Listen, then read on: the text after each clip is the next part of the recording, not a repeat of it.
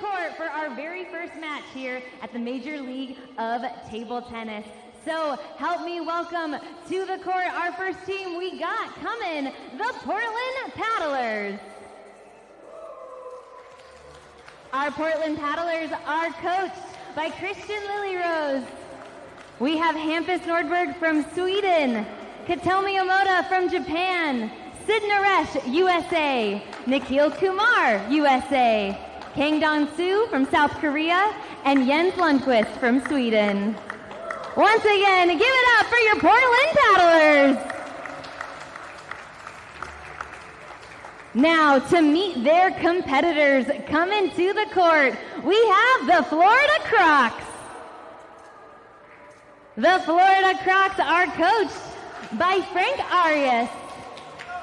Up first, we have Mark Durant from Spain, Pei Zhu from China, Chile Ye from Japan, Carlos Hernandez from Cuba, Angel Naranjo, Puerto Rico, and Daniel Gorak from Poland. Give it up one more time for your Florida Crocs. All right, players, this is it. Let's kick things off with a bang. It's time to play.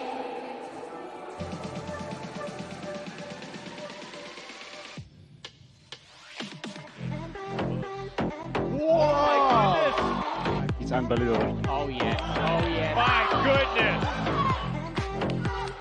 Oh! It caught the edge. What a rally.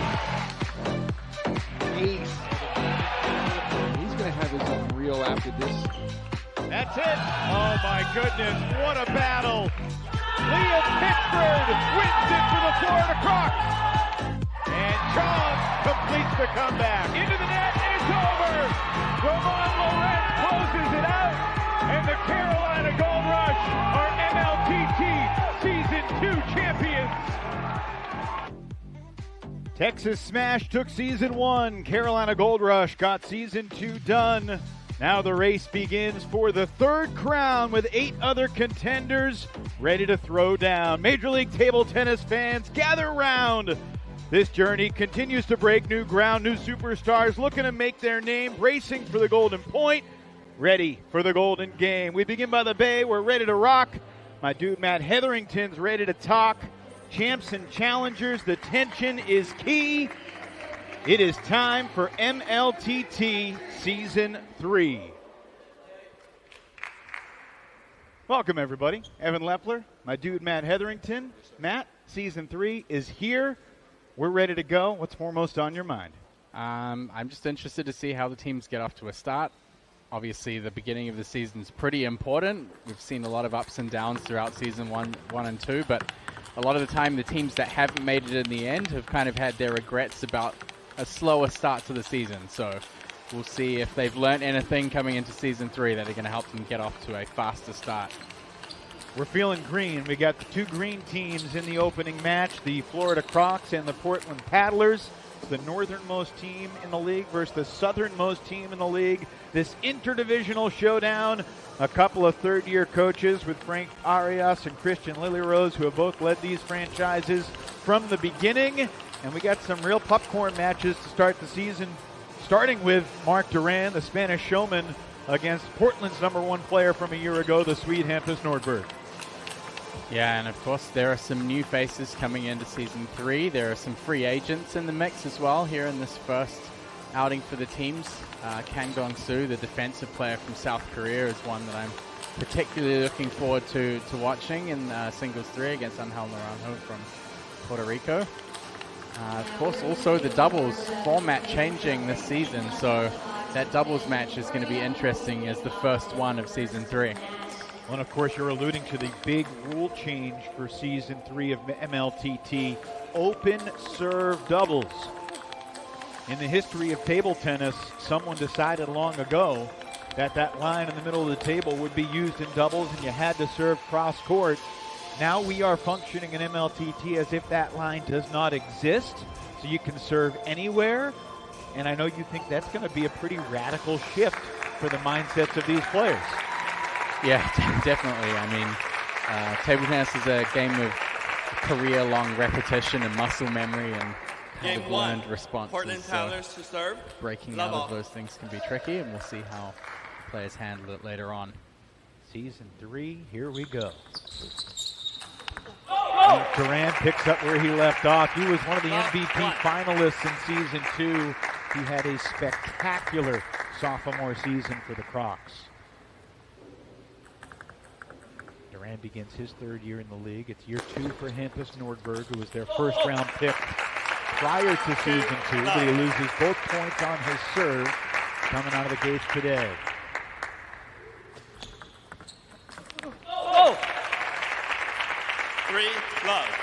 Mark Durant, the Spaniard, brings great energy every time he takes the table. His first error gets Nordberg on the board. 3. Yeah, we've talked many a time about Durant kind of setting the tone for the rest of the team when he goes out there onto the table first. 2, 3. Crocs missing their leading man this weekend, Liam Pitchford, so there's a little extra pressure on the rest of the team to move forward and try and get some points on the board without him. Yeah, it's a huge loss for the Florida Crocs, both for this weekend and however long he remains out. The highest rated player in the entire league coming into Season 3. Currently on injured reserve, so that puts more responsibility on the shoulders of the Spanish showman, Mark Durant. Yeah, I mean, if you're going to have anyone on your team that rises to that occasion, I think Durant is a good example because, again, like you said, he was a contender for MVP, brought in a lot of points for the Crocs last season. Major League Table Tennis features 4 singles matches and the 1 doubles match, all leading up to the Golden Game, of course. 4, 5. Each singles match, 3 games to 11. If it's 10 all, we're not playing win by 2. It's golden point. Next point wins at 10-10.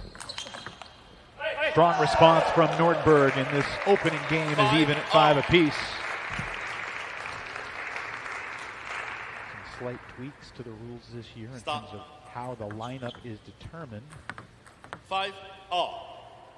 Let called because of something going on. But Durant gets another serve.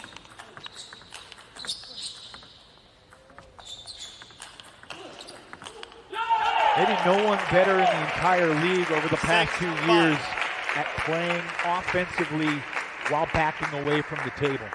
Yeah, Durant extremely unpredictable when he backs off the table.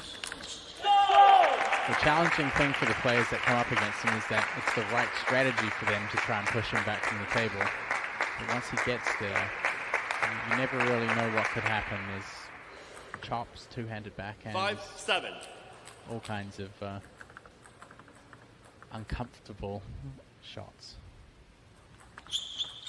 Oh, what a serve from Nordberg. 6-7. Durant completely flummoxed by the spin and surprise on that serve.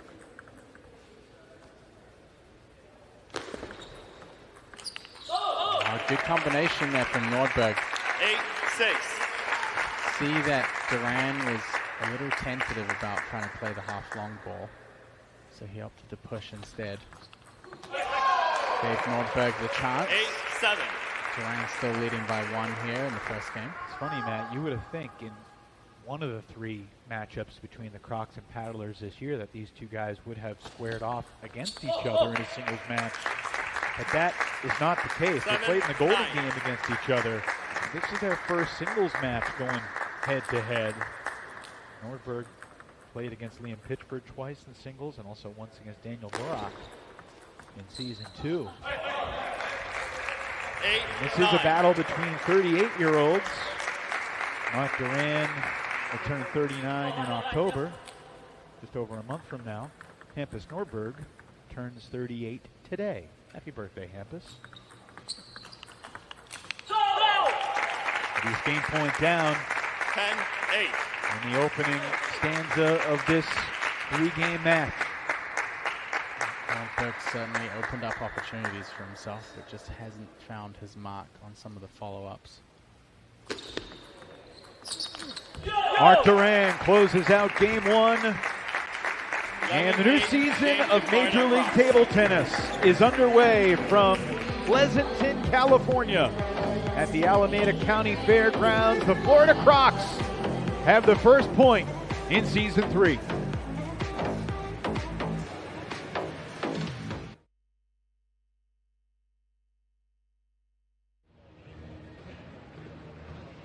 Welcome to Major League Table Tennis, where passion meets precision. Some of the world's best players competing across 8 teams for glory, prizes, and the MLTT Cup. From Olympians to rising stars, this is table tennis like you've never seen before. Don't miss the action. Visit MLTT.com for schedules, tickets, and more.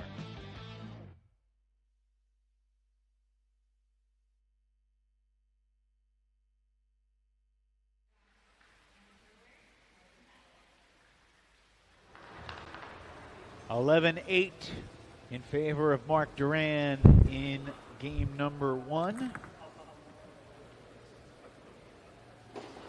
Just like about half of all games played last year, our opening game decided by 3 points or fewer.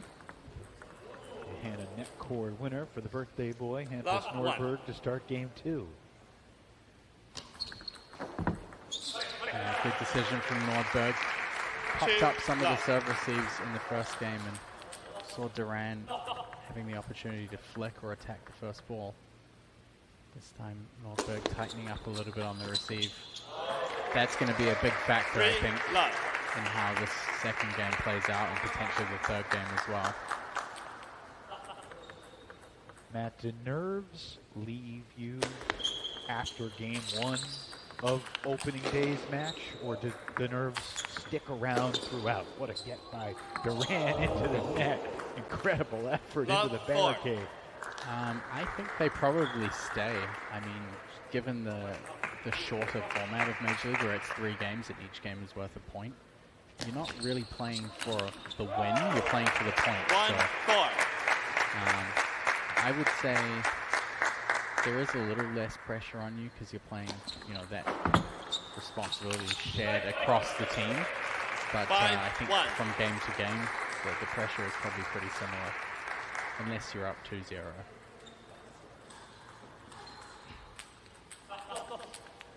You could see that Nordberg with a slightly softer return. Durant gets the first attack. 6-1. Certainly a big change in momentum depending on who opens the first attack. Durant got more opportunities in the first game. Nordberg's serve receive has definitely improved here in the second. 2-6.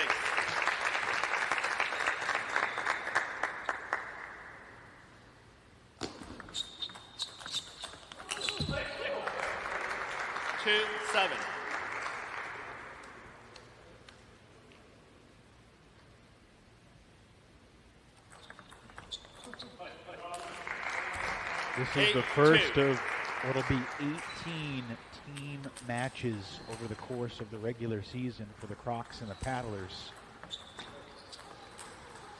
3 of those team matches scheduled for this weekend, today, tomorrow, and Sunday here at the Fairgrounds in the East Bay.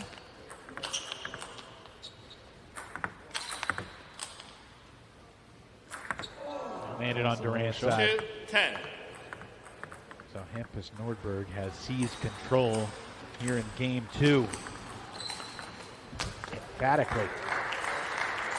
11-2. Game 2. It was tight in game 1. Durant closed strong, and then Hampus found his form. 11-2 domination. 1 point apiece. Rubber game between Durant and Nordberg is next.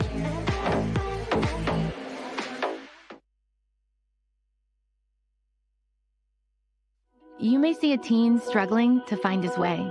At Boys and Girls Clubs, we see a teen gaining the confidence and skills to land his first job.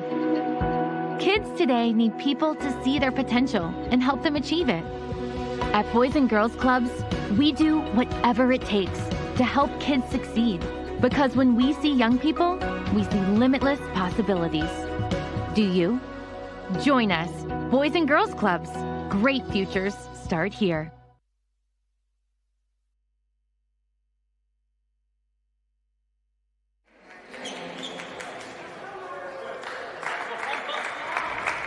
Nice crowd on hand to get this weekend started. MLTT Season 3 underway. Portland in Florida.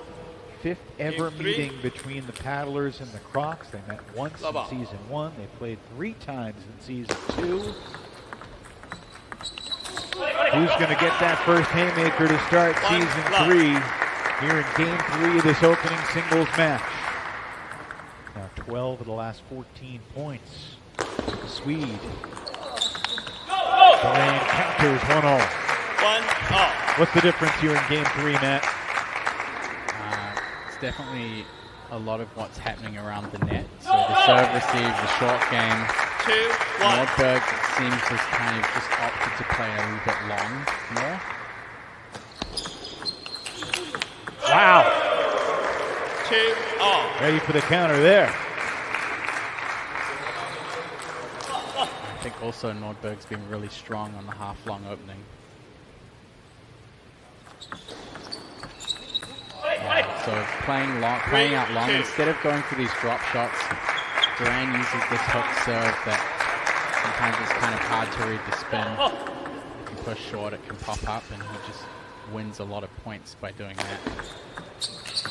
Nordberg is just playing it out long to the body, taking his chances there instead. Definitely good adaptations from him on serve receive from his first game today. Can you elaborate a little bit what you mean when you say he's playing really strong on the half-long opening? Yeah, so... Yeah, so half-long is kind of when the ball bounces once and it's close to bouncing a second time. So it's just falling over the end of the table. Good example of it right there. Making the decision to attack that ball first takes a lot of confidence to execute well. Also, a lot of players will opt for the short ball or the short return against that.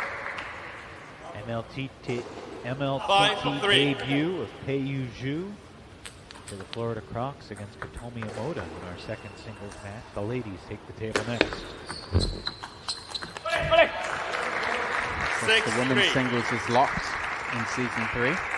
That's one of the rule changes. The women will play each other in singles. We still could see some cross-gender matchups in Golden Games. 4-6. Big point there on Nordberg's serve, a chance to really seize control.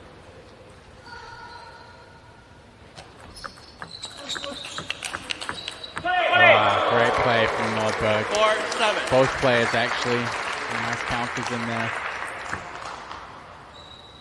Durant brings a lot of intensity to the table. Nordberg's very steady. Very steady, very smooth.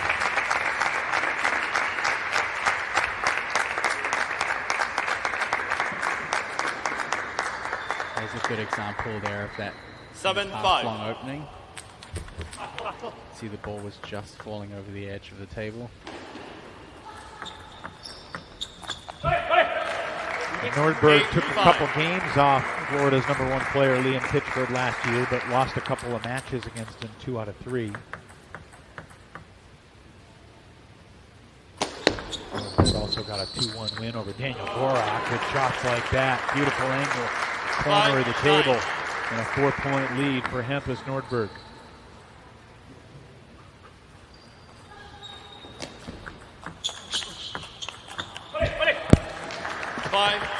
Nordberg has really settled into a good rhythm here. Not seeing very many unforced errors once it's in topspin play.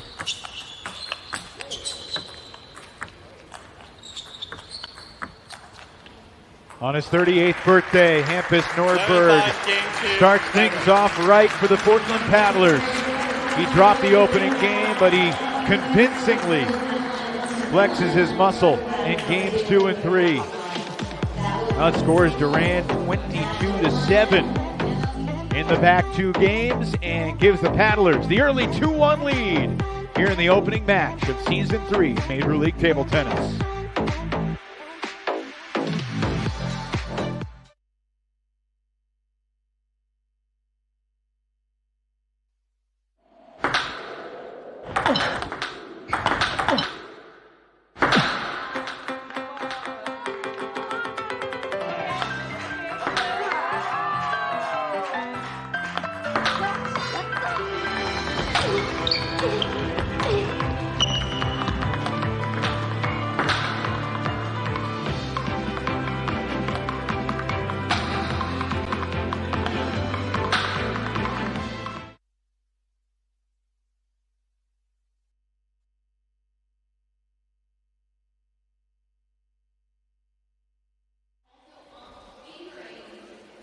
All righty.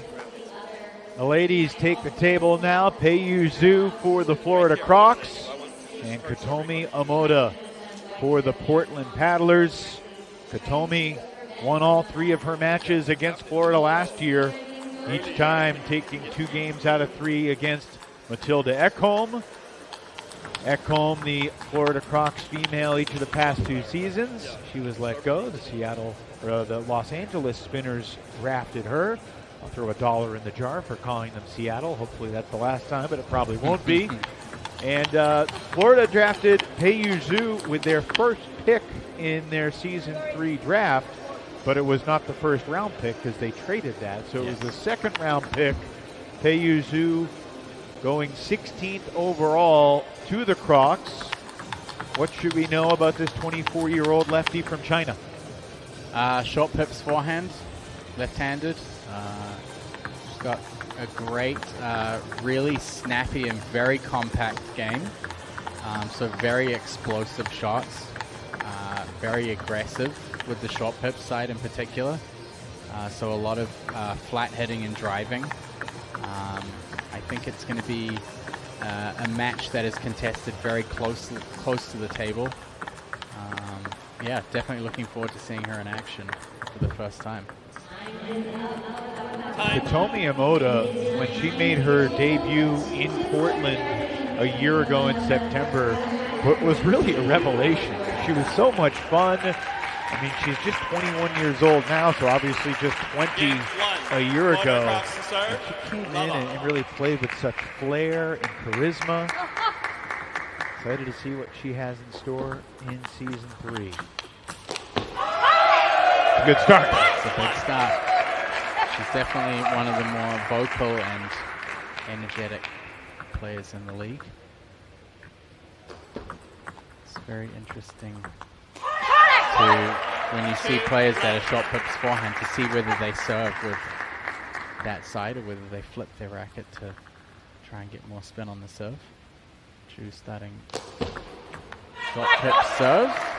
See if that continues throughout this match.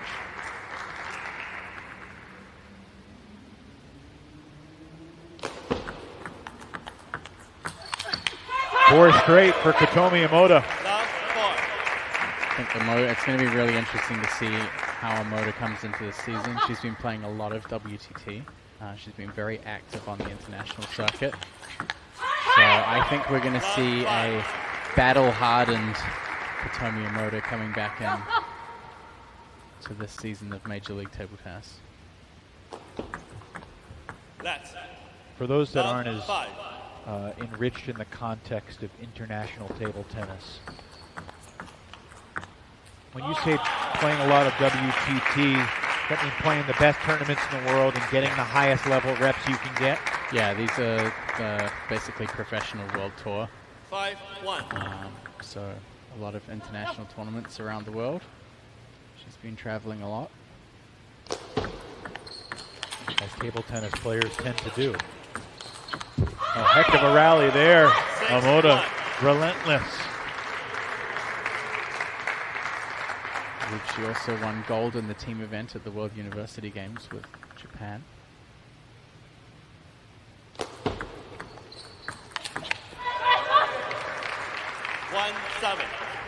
One thing I was thinking about coming into this weekend and really the start of the new season, new players in this league, players that were drafted this year, are generally considered to be very high level.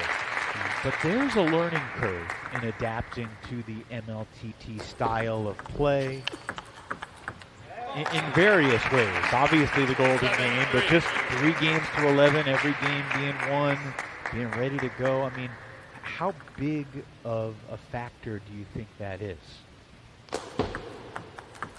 Yeah, it's a big factor, and it has affected players. I think Margin Bao is the best example of that. The 3-game format has been pretty tough for him. Players have different rhythms.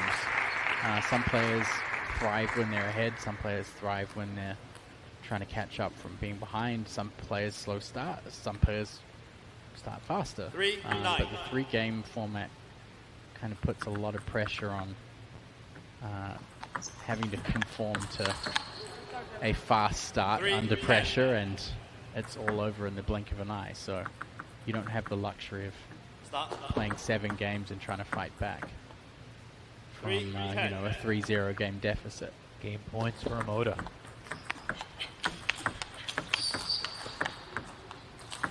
Really well done. Fantastic movement. Putting herself in position to turn defense into offense. That's now 3 straight dominant games for the paddlers. Nordberg won his last 2, 11-2 and 11-5, and now Katomi.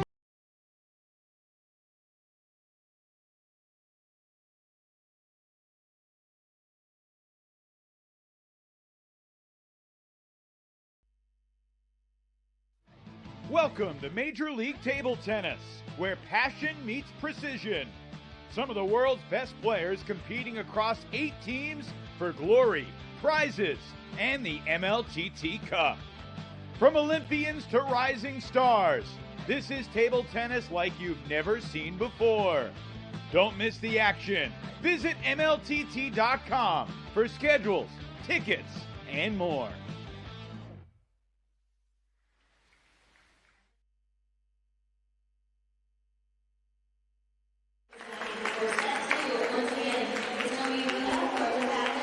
Plenty of Olympians on hand here in the opening weekend of MLTT Season 3. And parents of Olympians as well. Game 2, paddlers to serve, level. Impressive start for Katomi Omoda.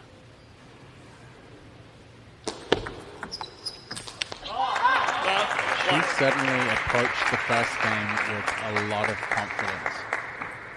Didn't really see any hesitancy in her game or any doubt in her shots. 2 loves. Claiming that clip to the back edge.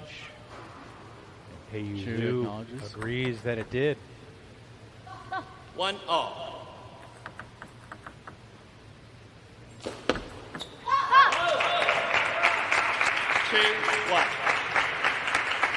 Matt, how'd you feel about the poem that I opened the show with?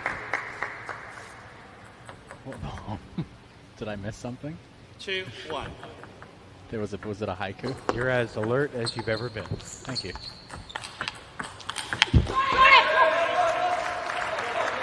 2 all.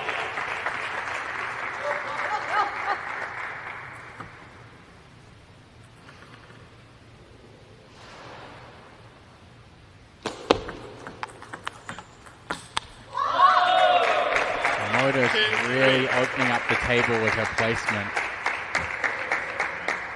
Does seem like Ju, with her more compact strokes, doesn't quite have as much reach. So you can see right there actually is a really great showcase of what I'm talking about. If Omoda plays down the middle third of the table, I think Ju is going to be well in control. 4-2. Well able to cover the space. Omoda needs to play wider angles, especially against the left-hander with short pips. If Omoda can get the ball really wide out to the forehand, she's probably going to get a weaker return. She's going to have to struggle to recover to the backhand side as well. So right now, I think for the Crocs, Peiju needs to be the player that dominates the placement from the start of the point. I think if Omoda's calling the shots on where the ball's going, then 4-5. she is going to be in a much better position. Does that mean she needs to be the aggressor early in points? Yeah.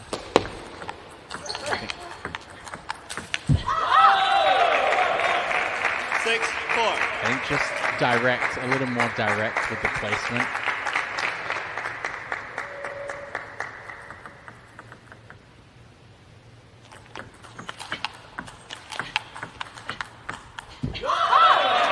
A lot of the time for players that drive the ball more on the forehand with short pimple rubber, which is a little bit less spinny, you have to drive the ball quite decisively. If you play soft or you play late, it changes a lot. There's a lucky break there from Omoda with the net. Yeah, so on the forehand, Ju really wants to be hitting the ball instead of getting a racket onto it. So you can see Omoda a lot of the time is trying to press the attack into the forehand side more.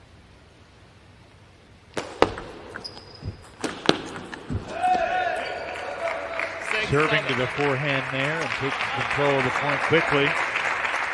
And Omoda's back within one.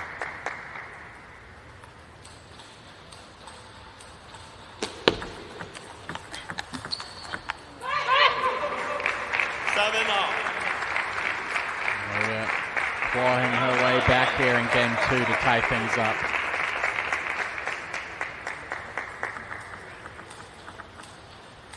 Ju serves at 7-all. Went deep with the serve. Omoda handled it initially, but Ju kept on firing. She's had some good success with those deep, fast serves. But you can definitely see that she's a little bit tentative with the forehand attack. I would say she's hitting about 70% pace. Stop. Portland Powders.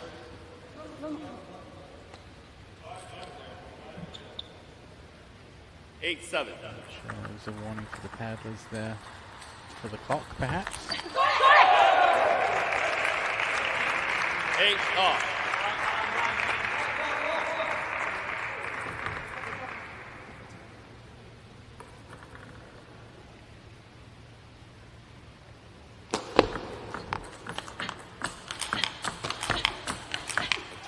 Hitomi Omoda into the lead here in game 2 after trailing 7-4.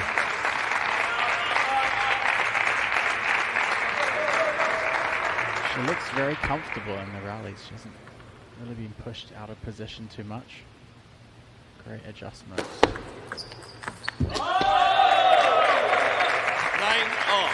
She was just getting that slightly off pace forehand opening. What do you think, Matt? Are we headed toward our first golden point of season 2 or season 3? Yeah, why not?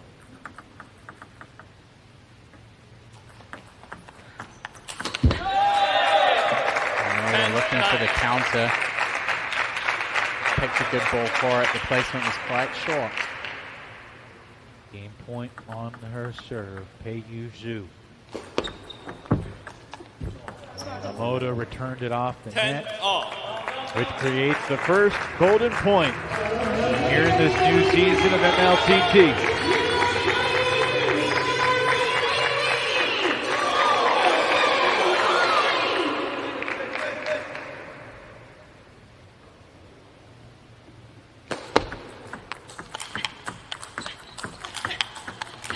What a point! Hitomi Omoda outlasts and completes the comeback.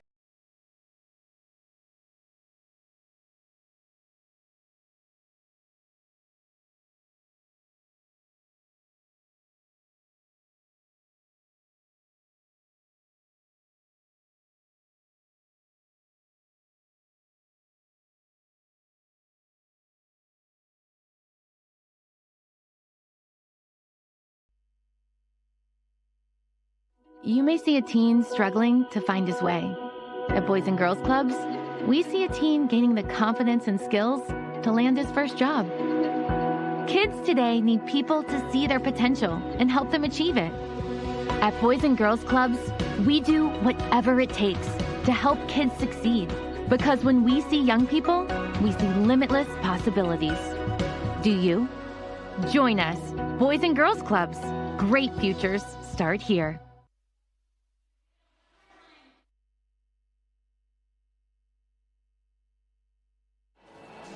Game 3. MLTT Season 3 is just getting started. Visit tickets.mltt.com to see where we're headed next. Stay up to date with MLTT News. Sign up for the MLTT newsletter at mltt.com right now. Omoda seeking a sweep after surviving a golden point in Game 2. 1 love. It's definitely a tough position to be in with your team going out there and first match of Major League Table Tennis, having to deal with a golden point where everything's on the line. I think Omoda's experience in that area certainly gave her a little favor in that. I will say, if Pei Zhu is internally turning around in knots, she's not showing it in terms of her external demeanor. She is steely-eyed, focused, seemingly determined to get a point for her team here and salvage one in this tight match. Yeah, I think the level of competition is not going to be uncomfortable for her. A lot of players that compete and play in China for most of their careers, this level of table tennis is surprisingly normal. But going overseas and playing in another league against other players from different places around the world that have different styles and different approaches to the game, it can take a while to adjust. We saw a perfect example of it in the German league just 2 weeks ago. Great rally here. Olympic champion Fan Zhendong goes 15-0 in the Chinese Super League, makes his German league debut, loses his first 2 matches. So there are certainly adjustments you need to make to the environment, the rules, your opponents. How stunned were you to see that result when it happened? Completely. I think the whole world was.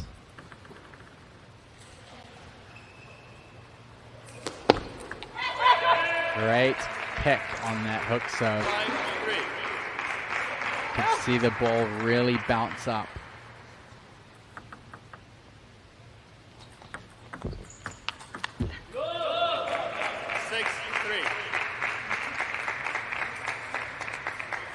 I think if Zhu can get a game here in her first match, it would be great for her confidence.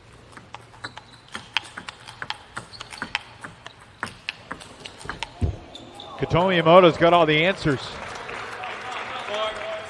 I did see her in the warm-up hitting some faster forehands. I'm just wondering if she's kind of playing a little bit softer to keep the ball in play. She's got to go for those opportunities. Omoda turned 21 in April. 3rd round pick in the 2024 MLTT draft, 20th overall. She was awake watching on YouTube at 3 a.m. in the middle of the night in Japan when she was drafted. 7-5. I was barely awake when I got to the hotel at 3 a.m. early this morning.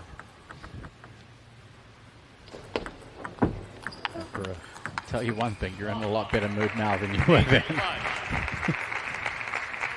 Well, it is a little rich for me to complain about my cross-country travel compared to some of the travel that these players do on a weekly basis. 6-8. It is mind-boggling to hear some of the travel schedules for players that compete in multiple leagues in different points of latitude and longitude around the entire globe. 6-9. Yeah, I mean, they're kind of in orbit. A lot of them spend very little time at home during the year. It's tough lifestyle. it's a lot tougher than people give it credit for. There's a more assertive play from Ju, and let's see if she can finish off this third game here. She's got 5 game points with which to do it. Omoda fights off one. Omoda still putting great pressure on that forehand side.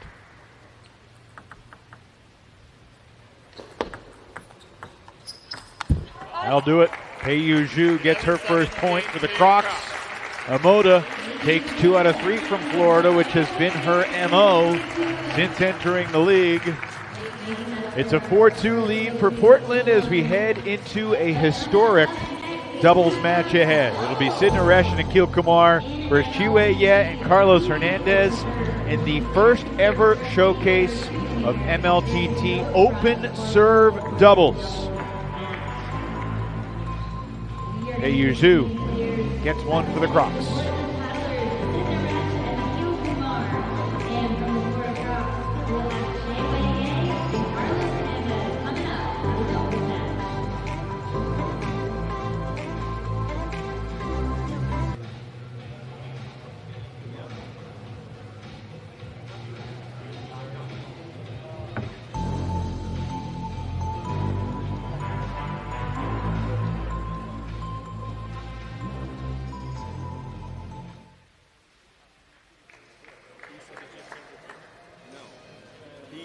All right, Matt. This is going to be different. Chihue Ye and Carlos Hernandez both making their MLTT debuts. Sid Naresh making his paddler's debut, a member of the champion Carolina Gold Rush squad a season ago. Akil Kumar spent season 1 with Seattle, season 2 with Portland. He's ready for season 3, but I'm not sure anybody is fully ready for what's about to happen. I'm not. What are you expecting? I don't know. I mean, the interesting thing for me is that both teams have stuck to the lefty-righty combination. And open service doubles can potentially take some of the left-handed advantage that exists in doubles out of play.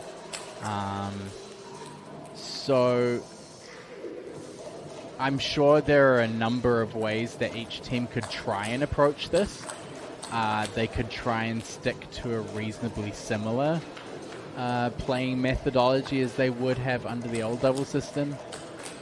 They can try to change their service placement. They can try and change their starting position for serve. There's a lot of variances and changes that they could make. I don't know how each team is going to approach this, which makes it very hard to predict how this is going to go. But that's what makes it interesting as well. Trying to dissect what's going on in the players' heads, what kind of coaching input is not here. Akil Kumar has the honor/burden of launching the first ever serve in open serve doubles.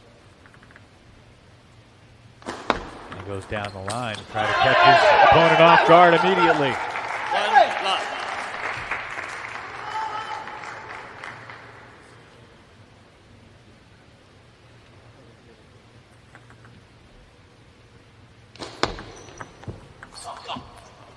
Matt, here's a slight pushback to the idea that this is going to be a radical change.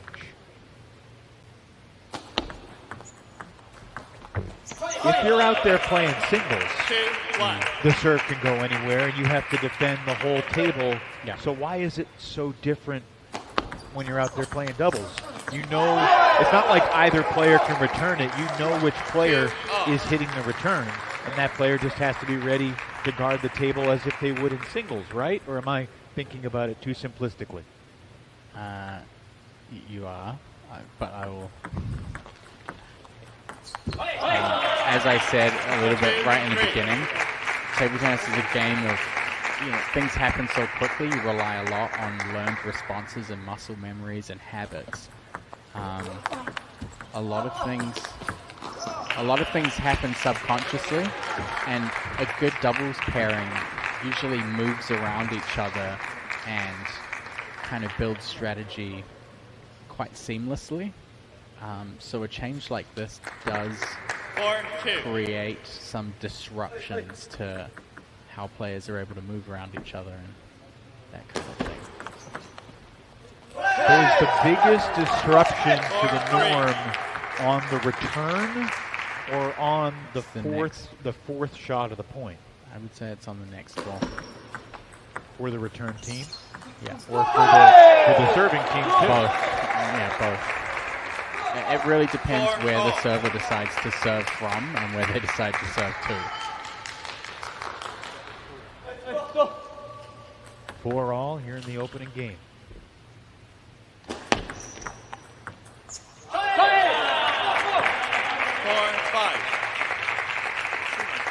I hope someone somewhere is chronicling the points won on serves cross court versus points won on serves to the same side. It does seem to have opened the corners of the table up more. You see the right-handers kind of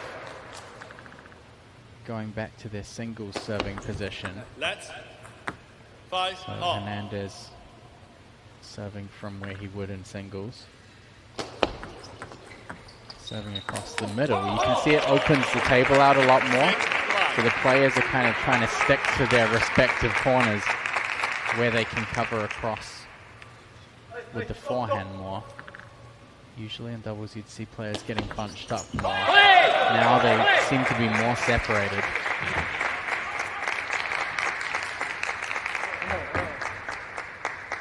Carlos Hernandez signed as a free agent for this weekend, undrafted.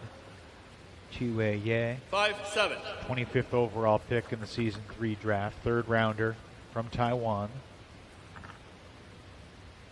And obviously the familiarity in terms of the doubles pairings, Nikhil and Sid played college table tennis together at Cal, won college doubles title, won national doubles title, playing together.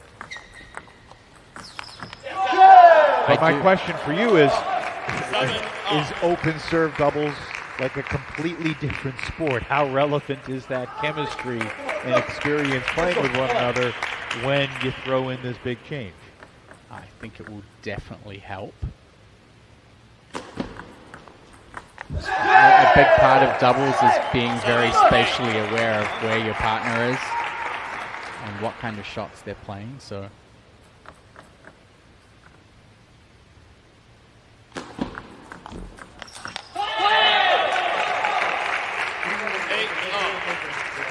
it's interesting. I thought it would be more.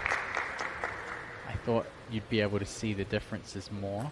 The players seem to be handling it pretty well.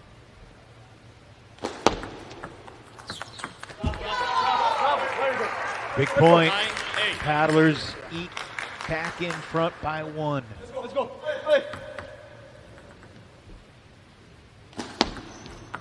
Left. Kumar is tending to stick mostly to the serves he would have used previously. A lot of short cross court. Oh, Sid Naresh. Third ball winner. 8-10. Of course, this rule change doesn't actually force anything to change. Right. If they want to keep serving the same way as before, they can. Sid Naresh closes out game one. Strong finish.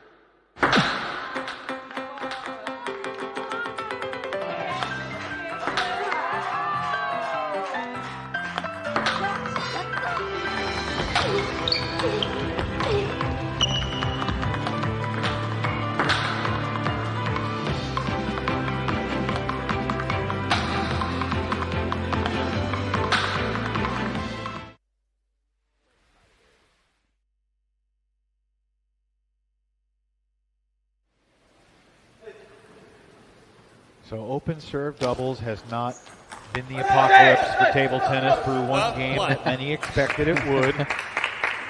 And we are still here. We're still breathing.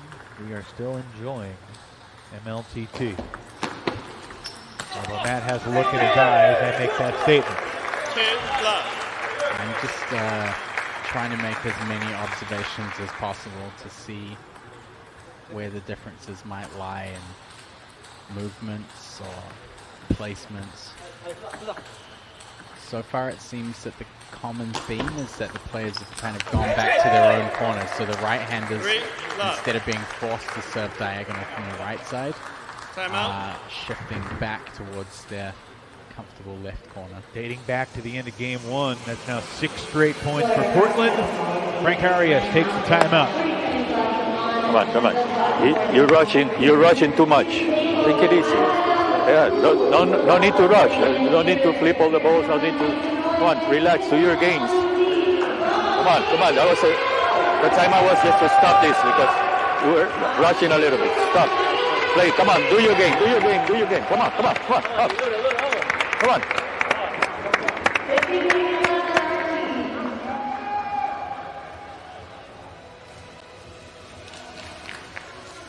Time. Do you agree with Frank Arias that rushing, going too fast has been the Crocs issue? I mean, if they slow down, it might help, but it's not going to solve. It's not going to solve all of their problems.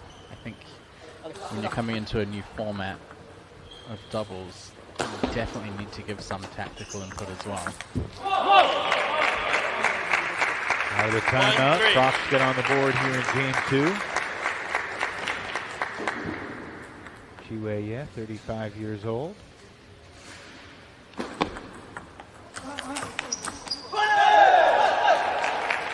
One four. Yeah, has a very relaxed playing style, but it's got very nice shot making.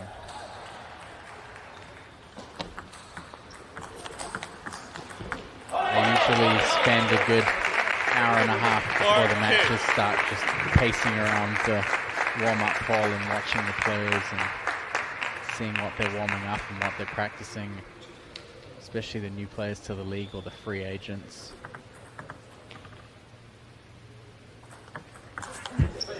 What were your first impressions of Chiwei and Carlos when you watched them today? Chiwei, it's the first time I've seen him play. Very relaxed. Doesn't cover as much ground with his feet, but he has very good hand adjustments. Carlos Hernandez, I know a little bit from before. He moved to New Jersey for a while and was at a club that I used to coach at. He has some really nice shot making. This guy can pull off some crazy shots and make some really nice highlights. He's now living in Houston. 8-2.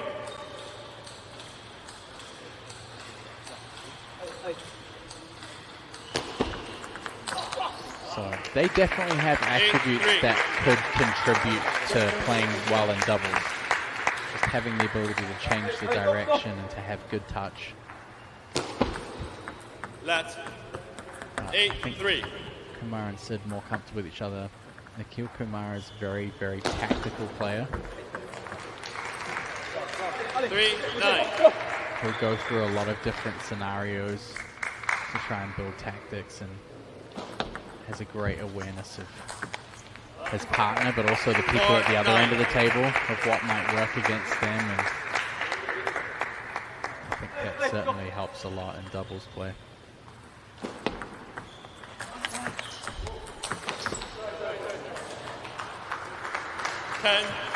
Whole smorgasbord of game points here for the Portland Paddlers in game 2 of this doubles match. It only takes one. 11-4. 11-4. Net ball winner helps the Paddlers close it out, but it was a dominant effort from Sid Naresh and Nikhil Kumar. Paddlers off to a fine start.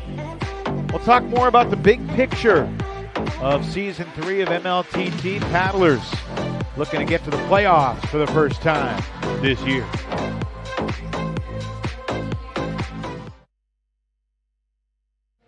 Welcome to Major League Table Tennis, where passion meets precision. Some of the world's best players competing across 8 teams for glory, prizes, and the MLTT Cup. From Olympians to rising stars, this is table tennis like you've never seen before. Don't miss the action. Visit MLTT.com for schedules, tickets, and more.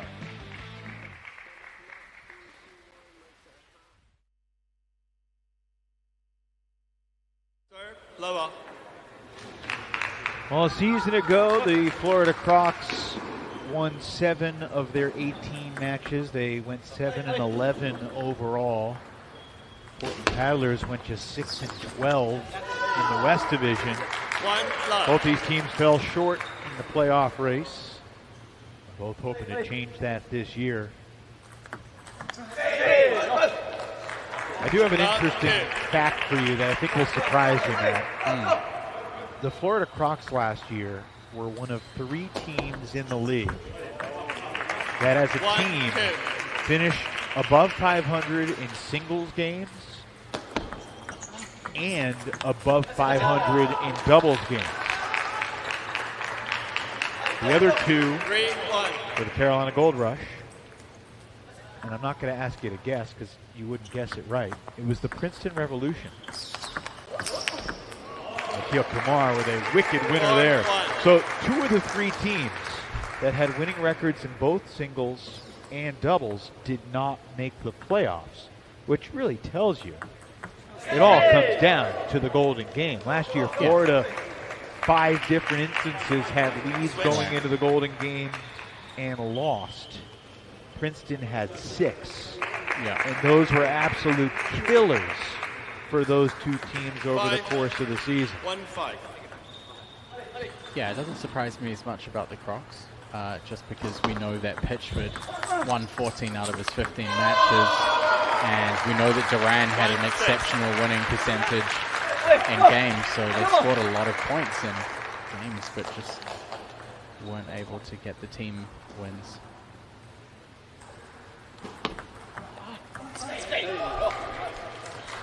Seven, 1. 7-1 lead here for Kumar and Naresh. Seemingly on their way to a 3-0 sweep. 7-2.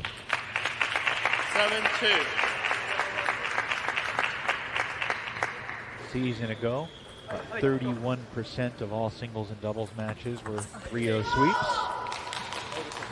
2-8.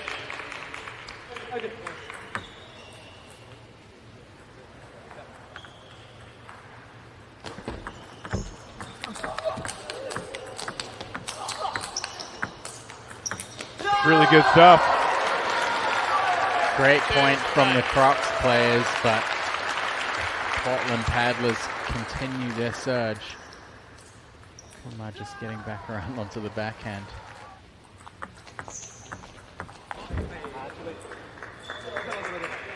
They have a lot of wiggle room here to try and do stuff like that.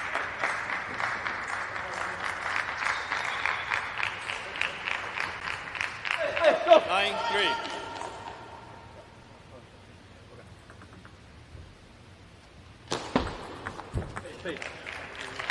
10-3. Well, Akil Kumar and Sid Naresh get the job done and then some.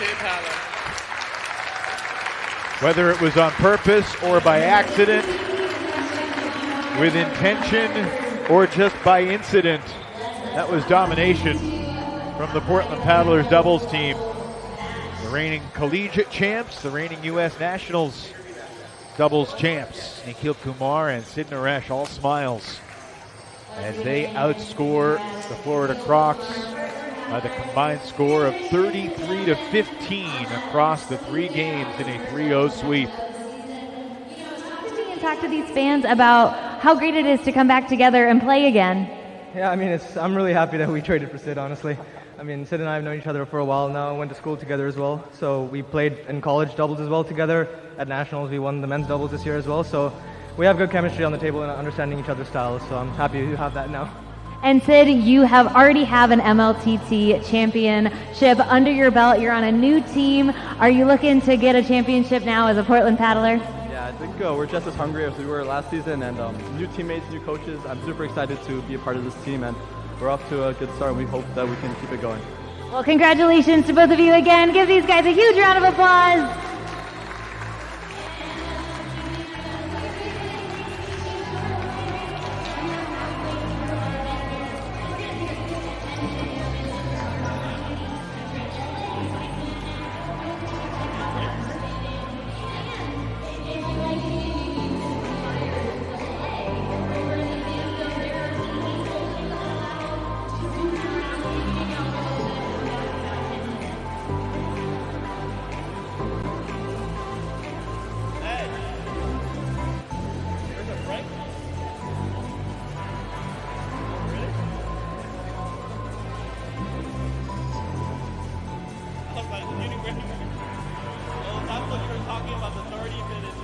Alrighty, before we get to singles 3, there will be a 10-minute intermission. That's something new in season 3 of MLTT, where fans will have a chance to get to the bathroom, get some food, get some merch. So we'll be back with Dong-Soo and Angel Naranjo making their MLTT debuts less than 10 minutes away. The Paddlers with a 7-2 lead here in the opening match of the new season in Major League Table Tennis.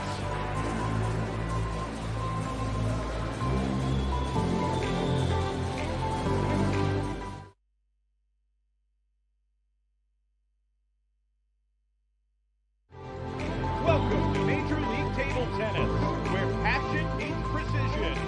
Some of the world's best players competing across 8 teams for glory, prizes, and the MLTT Cup. From Olympians to rising stars, this is table tennis like you've never seen before. Don't miss the action. Visit MLTT.com for schedules, tickets, and more. You may see a teen struggling to find his way. At Boys and Girls Clubs, we see a teen gaining the confidence and skills to land his first job. Kids today need people to see their potential and help them achieve it. At Boys and Girls Clubs, we do whatever it takes to help kids succeed. Because when we see young people, we see limitless possibilities. Do you? Join us, Boys and Girls Clubs. Great futures start here.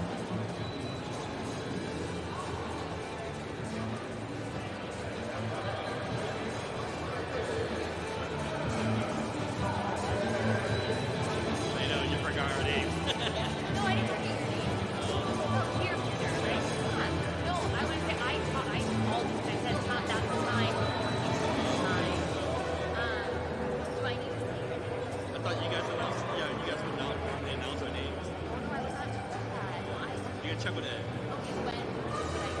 So after the team, you know, and then you tell our official. Yeah. You can ask Ed. Maybe they changed the thing. I don't know. Just first name, last name. What would you prefer? I think they normally use both our names. You know, Peter Chung and Mei Wang. Very, yeah. Okay. I will check with the team. Thank you. Thank you. And I won't talk to you.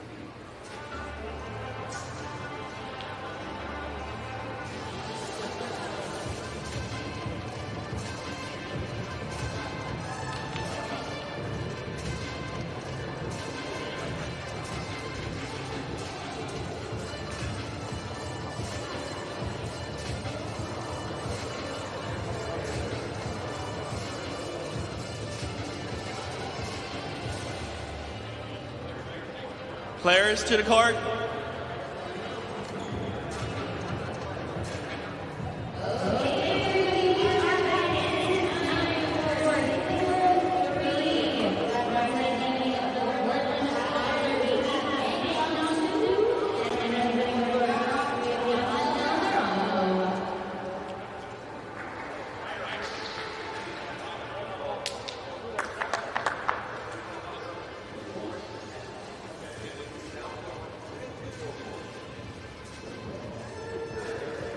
Already, third singles about to begin with a couple of MLTT debuts beckoning.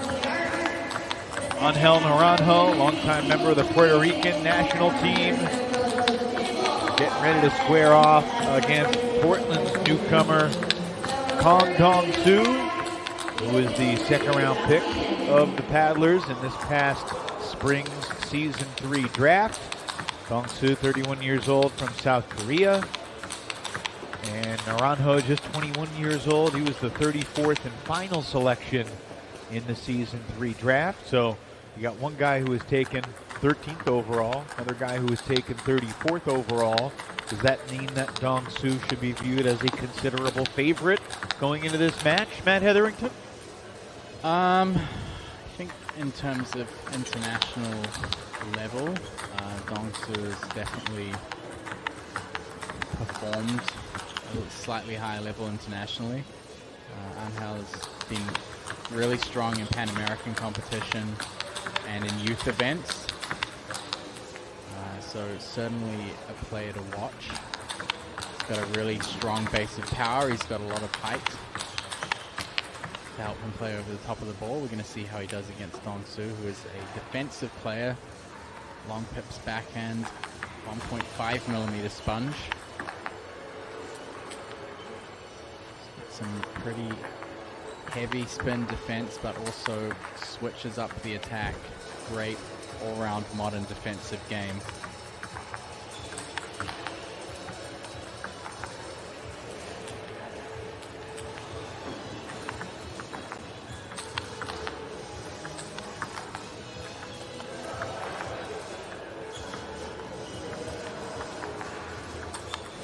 Dong-Soo's highest ITTF ranking was 67 in the men's.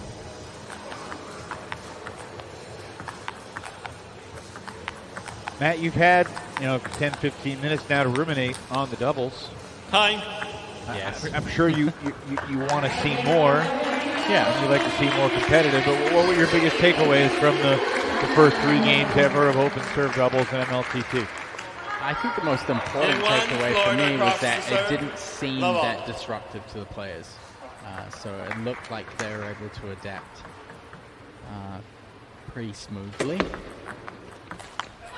So that's a positive. Obviously, you know, when you make rule changes like that, you kind of worry that players will come into it and kind of struggle to adapt. And you want to make sure that... Great rally here from these two. You want to make sure that the match is won by the players who are playing the best, rather than, you know, players struggling to adapt to rule changes. So, yeah, that was my biggest takeaway, that it seemed that players were pretty comfortable dealing with that change.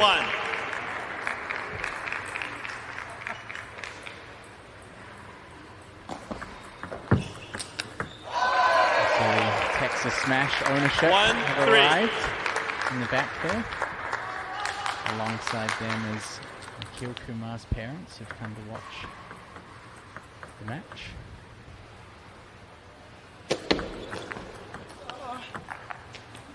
It's a good weekend for a Naresh family reunion. 1-4. I'm sure Nandan Naresh will be happy to be back on US soil. He's been traveling to a number of events over the past month or so.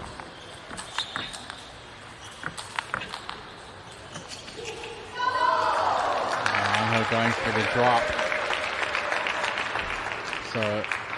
So far in his younger international career, Naranjo's highest world ranking is 181. So as I said before, Dong-Soo peaking at 67 world ranking. This is a masterclass right now from Dong-Soo in terms of picking his spots, when to chop, when to attack. He's got Naranjo totally off balance. 1-7. A pretty one-sided opening game. Yeah, I don't think this is necessarily a favorable matchup for the Florida Crocs. I think if you go back and you look at the order of play, it certainly looked more favorable for the Portland Paddlers. If you go through the order, it would actually be Mark Durant, who probably is more comfortable and more experienced against defensive players you would want to put up against Kang. 8-3.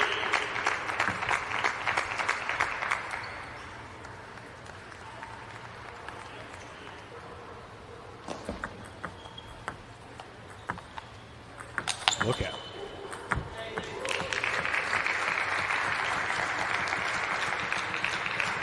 A 9-3 lead for Dong-Soo. 3-9. Portland's top draft pick unavailable this weekend, Min Hyuk Kim.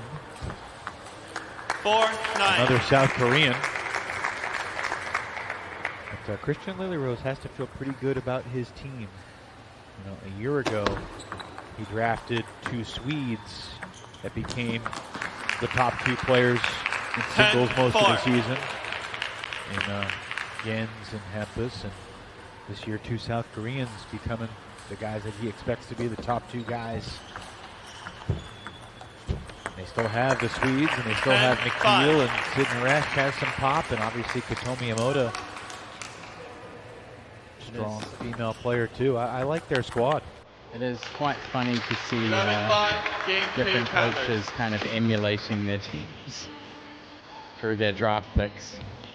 Brilliant start for Dong-Soo in his MLTT journey, and that officially clinches that the Paddlers will have a lead heading into the Golden Game. When we come back, we're going to be joined by the birthday boy, Hampus Nordberg.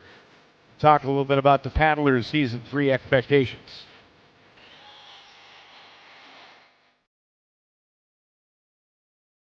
Welcome to Major League Table Tennis, where passion meets precision.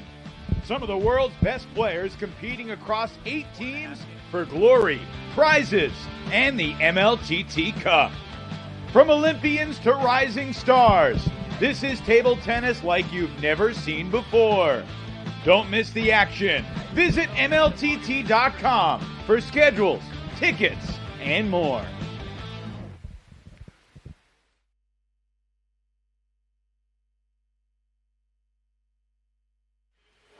paddlers to serve. Alrighty, it's the paddlers in front of the Crocs, 8-2, the opening match in Season 3 of MLTT.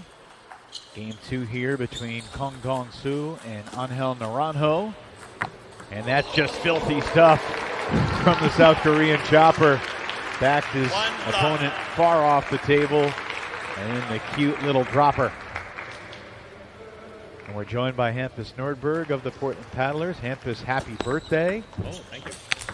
Welcome back to Season 3 of MLTT. How does it feel to be back, to be 38, and to get a win in your first match of the season? To be 38 is not as nice as to be back here playing. It's nice that we are finally back. It's been a long summer, so it's nice to be back.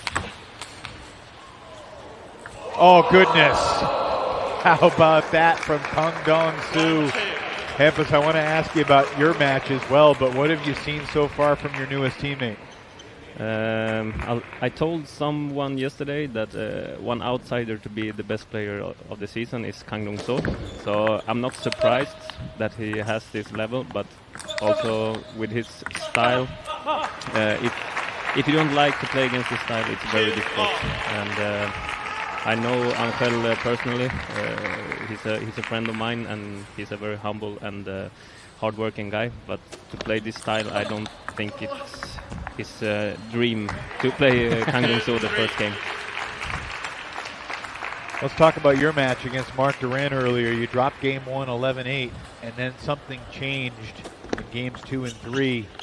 What was it that changed for you in the second 2 games against Mark? Honestly, nothing special. Just that I played better. The first game I felt was a lot of mistakes, both from me and Mark. And I think I've just started to play better, and I found my level a little bit more. It was not a good game actually. It was almost no rallies and not so good match in that way. Normally it is fun to play against Mark, but this time it was just service and receive and nothing special. So yeah, I think it was that. We just were talking a little bit about the order that was chosen for the match. When you saw the matchups between your guys' team and the Crocs' choices, did you feel confident that these were matchups that were favorable to you guys? Absolutely. It was not easy to know who they would play with, but yeah, it was a good matchup for us, and we just need to take advantage of that.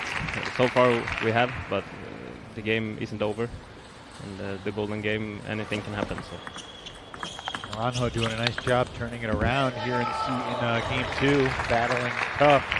So Hampus, you turned 38 today. How old were you when you first picked up a table tennis paddle? I was 5 years old. I have a 3-year older brother, so he was playing, so he got me into it. I wanted to be just like him, so I followed him to practice and in that direction. And how old were you when you beat him for the first time? I'm sure you remember. Of course I remember. It was I was 14. It was on the Swedish Championship, so it was tough for my mother. To be happy for me, but my brother had a tough time. Was that a big upset, or did you know you could do it? Back then it was a big upset. Yeah. It was a very special moment to beat my brother. I wanted to do it, but at the same time it was also tough to see him very sad. Did he ever speak to you again? I will try to give him a call after this game, and maybe it will be the first time I talk to him. Well, how about this second game turnaround here for Angel Naranjo? 10-5. Dong-Soo fights off 1 game point, but still many to work with here for the Crocs.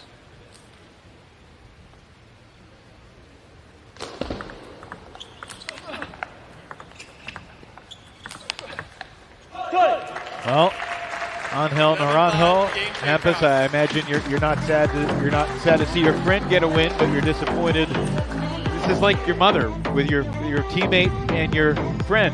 Yeah, exactly. Stick around for just a couple more minutes, Hampus. We'll chat with you a little bit more and see in Game 3. We got a rubber game coming up. Naranjo and Dong-Soo trade 11-5s in the opening couple games.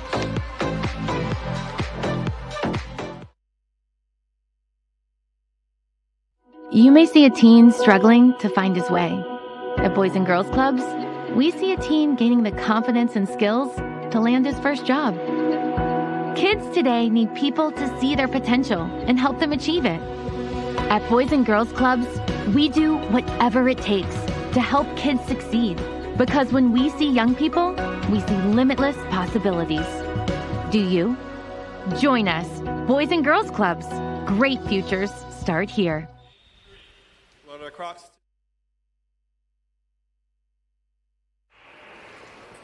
Here we go, Game 3. Angel Naranjo to serve for the Florida Crocs. He dropped Game 1 11-5 and then took Game 2 by that same score. Still here with Hampus Nordberg, who's beginning his second season with the Portland Paddlers. Hampus, how much more comfortable do you feel with the format, with the MLTT lifestyle, with your teammates, with everything heading into year 2 compared to where you were a year ago at this time? Yeah, obviously it's. I feel more comfortable with this system, of course. But also the level of the league is better this year, so it will be a different season in that way. So you never know. It's a special system, and the games are very fast, so you don't have much time to adapt. You could see in my game, first set it wasn't that good, but if I wouldn't adapt directly in second set, maybe it would be 3-0 for Mark. So it's tough. Do you find it has had any kind of impact on the other leagues? I know you play French league as well. Do you think playing in this shorter format and being under more immediate pressure has impacted the way that you play other matches, or are they kind of independent of each other? I think it's two different things, actually. You're able to compartmentalize and separate? Yeah, I don't know what to say there. It's two different things, but with this system, it's really about every point. Every single point is so important.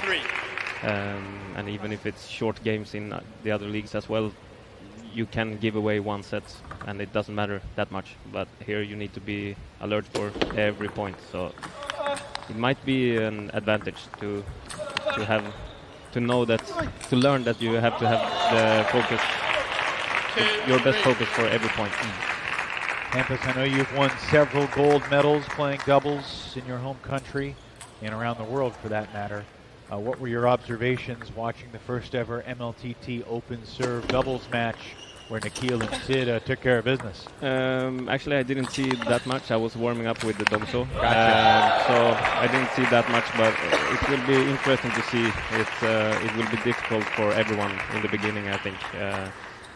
But actually, it was more rallies than I thought it would be. So we will see in the coming weeks how it will be. Is it hard to step away from watching the match to warm up a teammate and want to know exactly what's going on? I think you guys have a TV over there, right? So you can keep tabs? Yeah. You play some balls and then you go watch the TV and then you play some balls. So, yeah. And if you hear a roar, you look for the replay? Exactly. So, yeah, it's hard to don't look at every point, but as I said, because every point is so important, so you cannot relax. You want to see everything. Ooh. That's certainly one of the plays of the day. Great rally back and forth. And we are even 4-all here in Game 3. Hampus, before we let you go, what would you say are the goals for you and your team as you begin this new season adventure? It was a tough last season to not reach the playoff, so I think that's our goal for this season, to reach the playoffs. And if you go to playoff, you can win also. So, but yeah, to reach the playoff. All right, Hampus, happy birthday once again. Thanks so much for joining us, and best of luck in the Golden Game coming up. Great chatting with you. Thank you. I appreciate Hampus Nordberg spending a few minutes with us. Hope he can reconcile with his brother. 5-4. Dong-Soo leads here in game 3 as the players switch sides. Gorak and Lundquist still to come.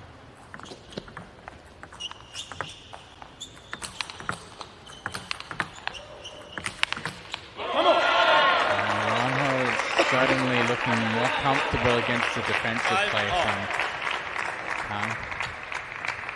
Sometimes it can take a little adjustment period, especially in the first game against the defensive player, just to get your weight transfer moving smoothly, get your timing right, get your ball contact so that you're getting that friction on the ball.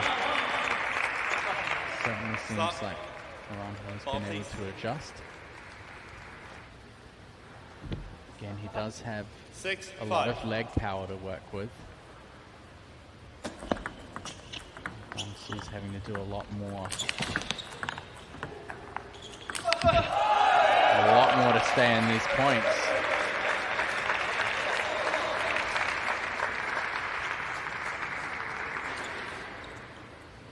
You can see how much movement Naranjo is forcing Kang to really move left and right, but also in and out from the court.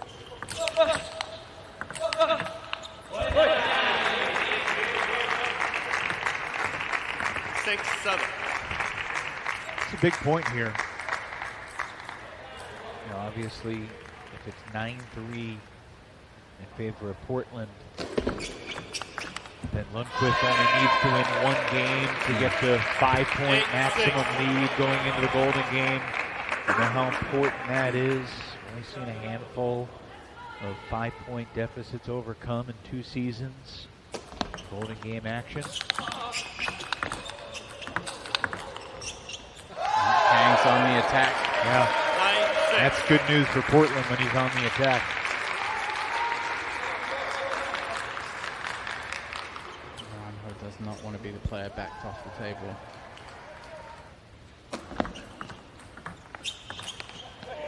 Miss hit there. And Dong-Soo is near the finish line of his first victory in a singles match in MLTT. Big shift in momentum after the players switch sides.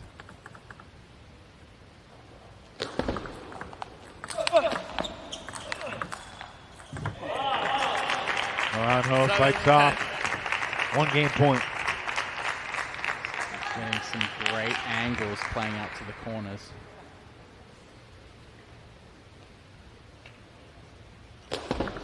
He went for it. He missed it. 10-8.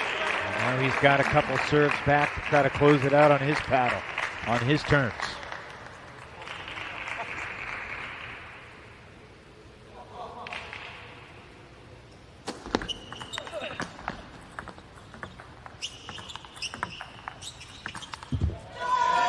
It was an impressive battle from Naranjo, the way he rallied back in game 2, but the match goes to Portland, and Dong-Soo takes it 2-1, 11-5, 5-11, 11-8.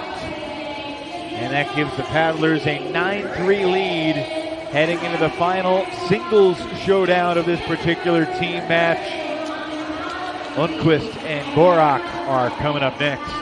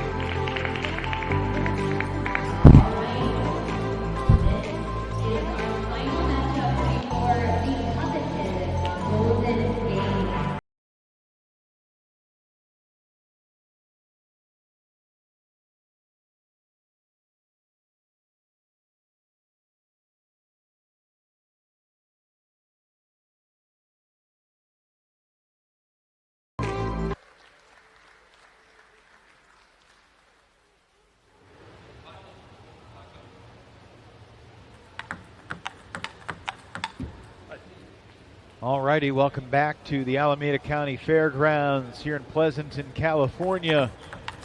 Daniel Gorak from Poland, Jens Lundquist from Sweden. They both like left-handed fist pumps, and they both are pretty good players. And this should be a really interesting match. Matt, very important for Florida. A sweep would be huge to make it just a 3-point deficit. Obviously, Lundquist with just a single game could guarantee the 5-point lead going into the Golden Game, and if he wins 2 out of 3 or better, that'll clinch the win in the overall match for the Portland Paddlers here today. Yeah, I think this is going to be the most entertaining match of this team tie. Both players with a lot of experience, both Olympians. Both of them have played a lot of competition in Europe and around the world throughout their careers, multiple different leagues. Very decorated table tennis players. Let's do a quick tale of the tape. Whose forehand would you take?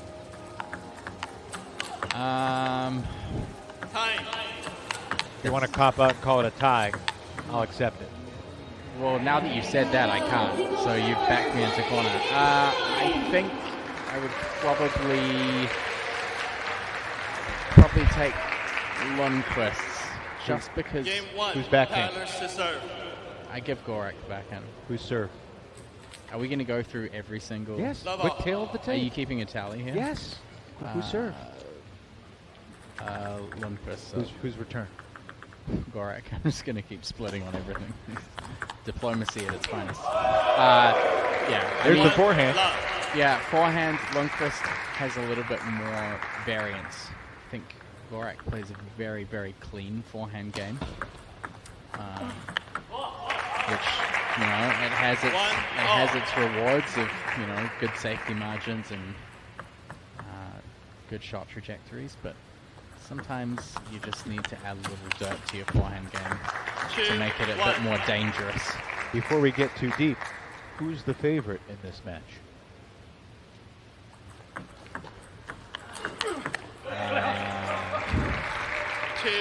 That is actually quite tough to answer. I mean, in their primes, you'd give it to Lundquist, but in Major League, I'd almost give it to Gorak. I don't know. I mean, I think Lundquist is probably the favorite, just because I think he's still playing actively in league in Sweden.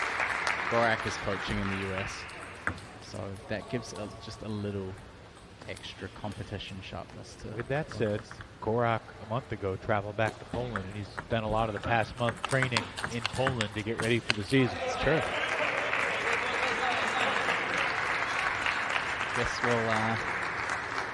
Guess we'll find out at the end of the match. 2-4. Would you prefer I ask you easier questions, or No. are you okay with the questions being this tough? I don't mind. If I was here to answer easy questions, they would set somebody else in the box, wouldn't they? 3-4. Nice down the line forehand from Gorak.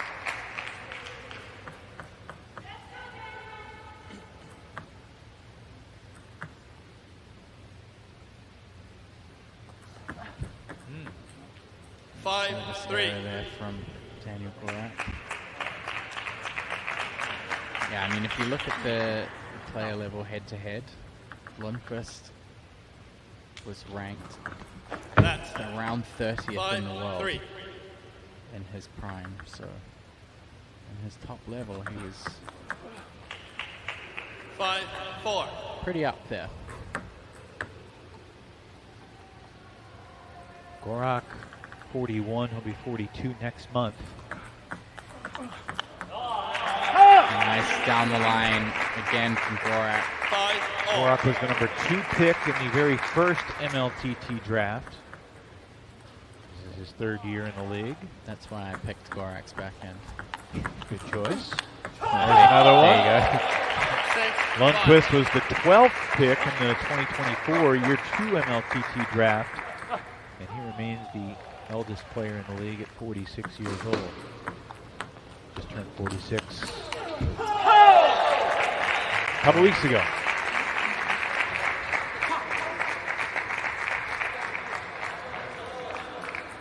I If 5, Gorak 7. can keep these really precise placements, that would certainly give him an upper hand.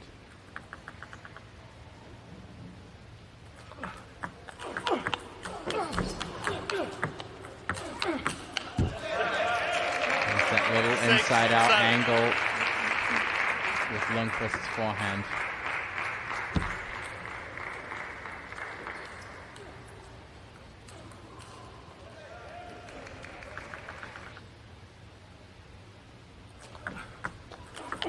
Oh my. Backhand down the line from the Swede.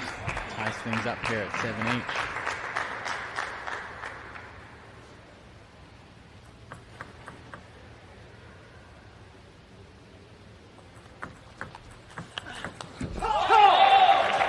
Backhand down the line seems to be a big play here in the match. Both players are looking for those opportunities to step around on the backhand corner. It's a big miss from Lundquist right there. And he's let his lead slip away. Needs these two serves to get back level at 9-all. There's one. 8, 9. Very back and forth first game here in this fifth singles. As you anticipated. Sagely. I'm doing quite well on the, somewhat pleased with myself. I did say Lundquist might be a slight favorite though, so there's still plenty of room for me to be proven wrong. You offered plenty of hedges that we know you're straddled on the fence pretty good. Yeah. Part of the job. Game points. Oh, Lundquist not surprised by the deep serve.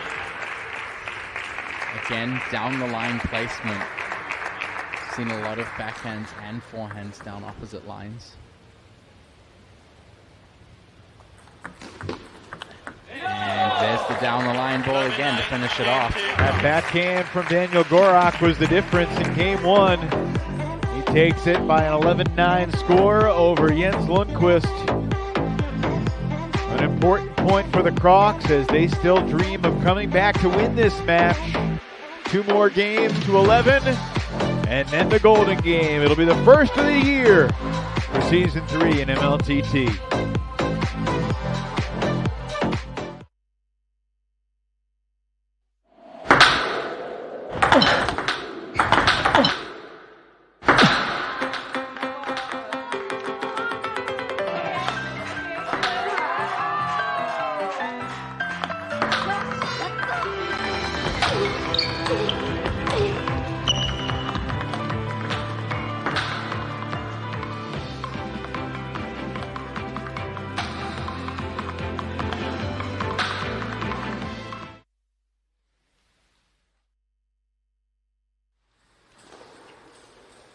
Well, Daniel Gorak is back for his third season in Major League Table Tennis.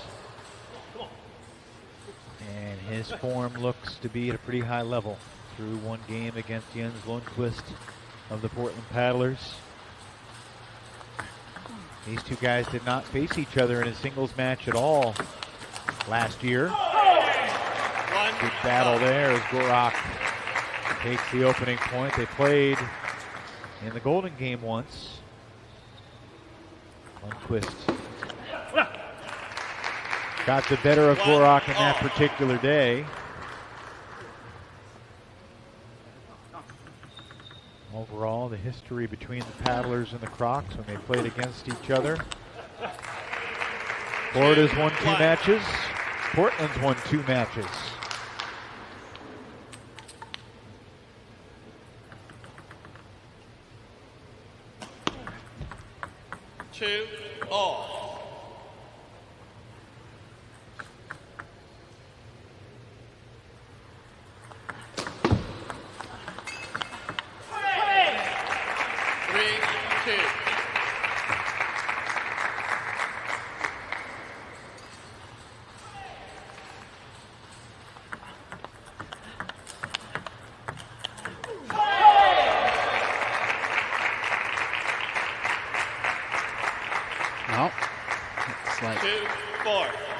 Gorak has settled in pretty well here. I'm definitely interested to see whether we keep seeing the down the line shots coming into play.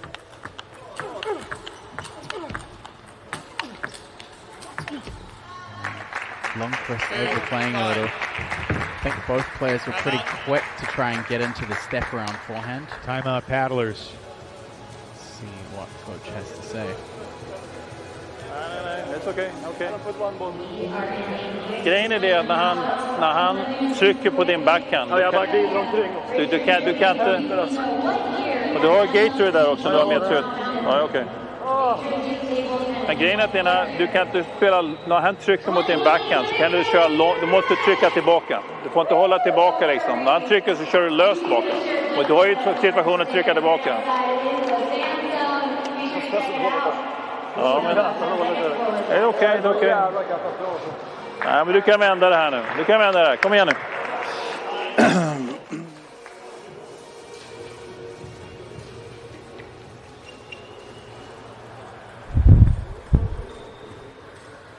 This is one of those occasions where you need O'Neill in the box. 2-5.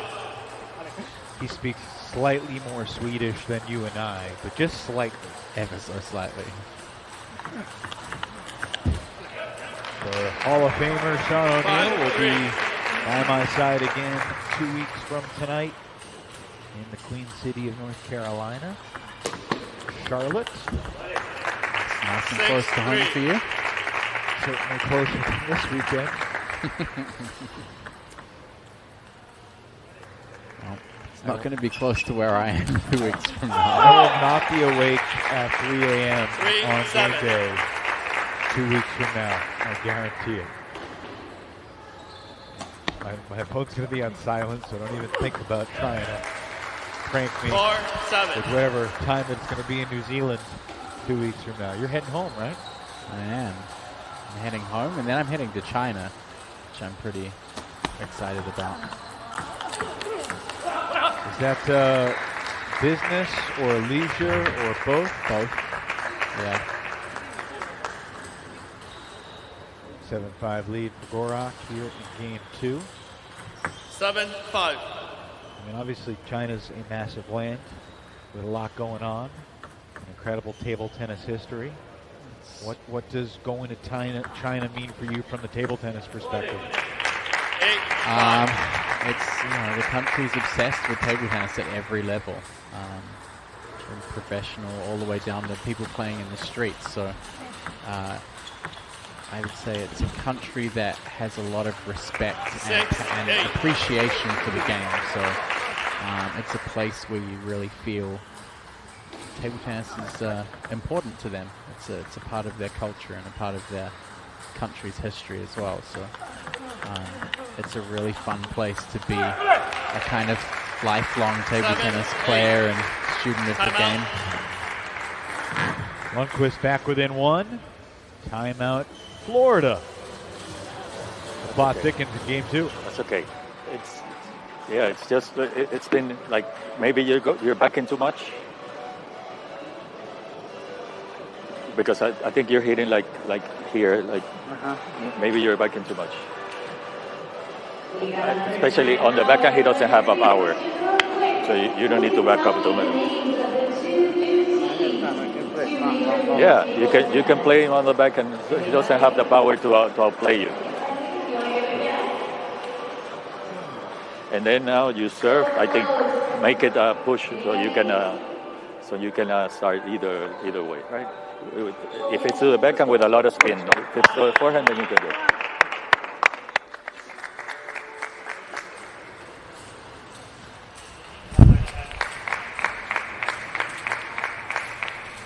Well, Matt, you expected this to be a really tight match, and so far, it seems like you know what you're talking about.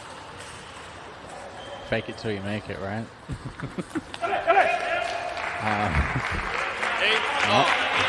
It is all tied up. I think I've definitely seen more cross-court play here in the second game.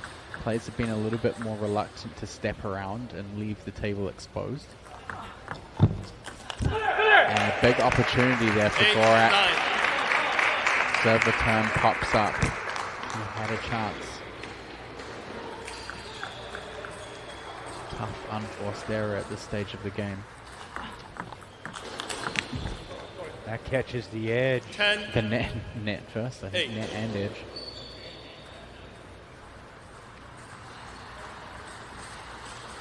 Yep, yes indeed. It's a rough break. You didn't plan this? I'd be impressed if he did. I would like to learn that. Unstoppable shot. Game point.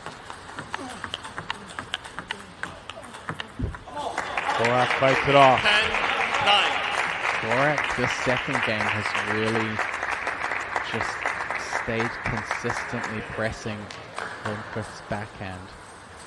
Haven't seen as many switches down the line.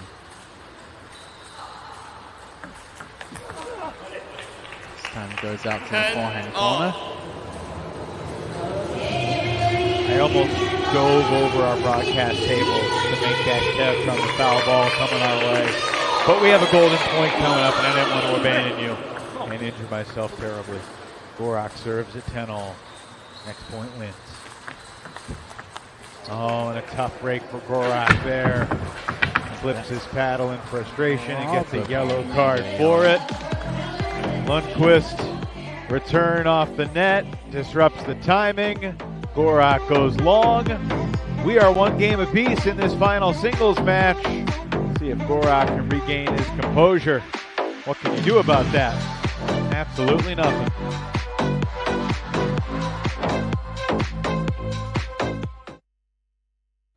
Welcome to Major League Table Tennis, where passion meets precision. Some of the world's best players competing across 8 teams for glory, prizes, and the MLTT Cup. From Olympians to rising stars, this is table tennis like you've never seen before. Don't miss the action. Visit MLTT.com for schedules, tickets, and more.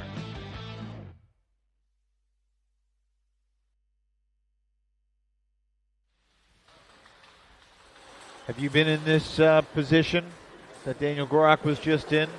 What, 1-all? I've never played a golden point, Evan. So, what Game 3, specific Calif position are you referring to? Losing on a net ball and then flipping your paddle and getting carded? I've actually never been carded. I'm going to go buy some cards and bring them out of my pockets at times I deem worthy. What a battle here on this opening point, game 3. Well, you have to get a pair of card sets then. I have to be able to reciprocate.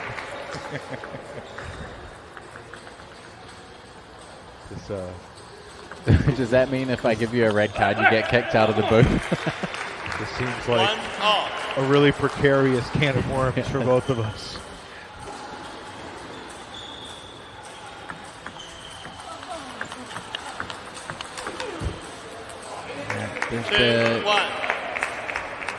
The rallies have definitely moved much more into that cross-court angle, backhand to backhand.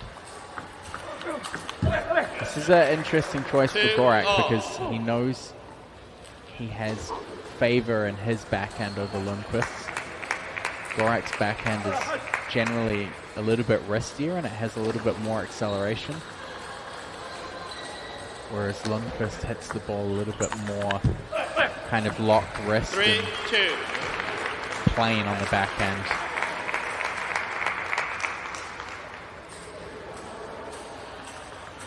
Lundquist does have great placement though.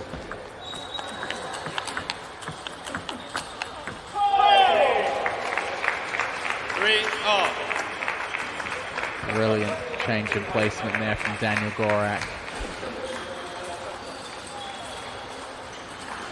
He's going to keep playing that cross-court angle at some point. When the players get comfortable on that diagonal, you need to start thinking about making that change. Opens up those opportunities. Good cover from Jens Lundquist.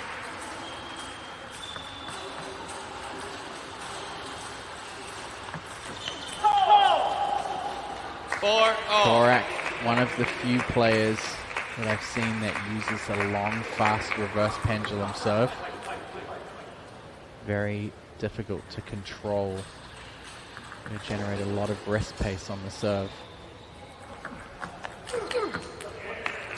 Lundquist guys are just going back and forth, one punch at a time. Lundquist gets the edge, plays switch ends, 5-4. Golden game beckons after this singles game.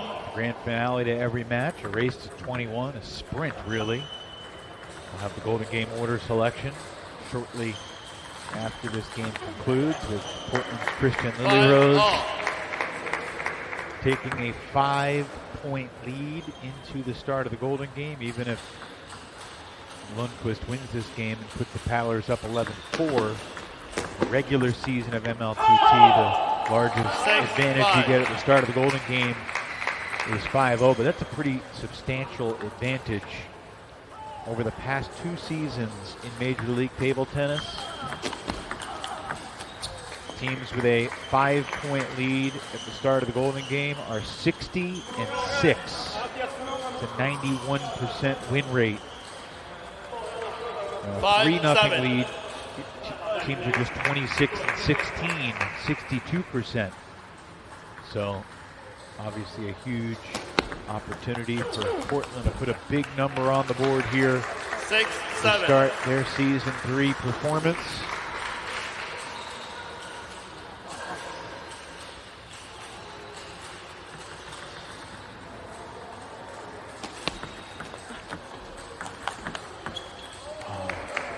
Good hands from Lundquist. Pops the ball up. Gorak again having that opportunity to finish the point. But Lundquist got a racket on it. Almost looked like he was wondering how he got away with it himself.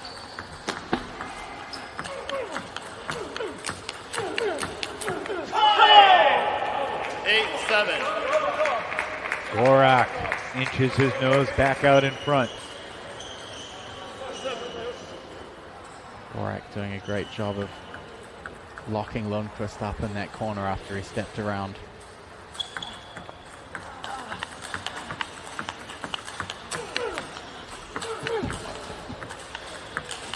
Both players clipping the net in that point. Gorak just feels like he can't get a break.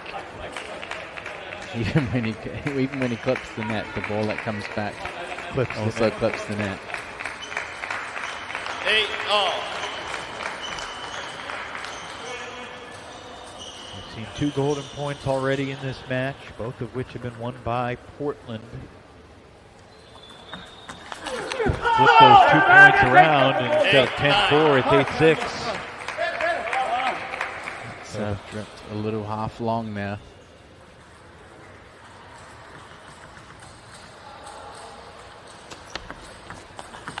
And again, Lundquist 2 serves, just drifting a little over the edge.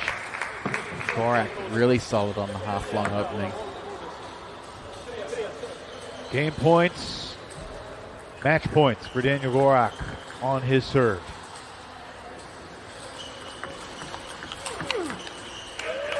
Lundquist stays alive. He's been really quick on that early step around. Be interesting to see if Gorak flips the ball down the line earlier in the point. Lundquist moves around so quickly. It's a mishit by Lundquist, and Gorak breathes a sigh of relief. Takes 2 out of 3 for the Crocs. It's the first singles match win of the day for Florida, and it does technically keep them alive to potentially score the 6 points in the Golden Game and stun Portland with a win. 11-9 in Game 3 to Gorak. He takes 2 out of 3 over Lundquist.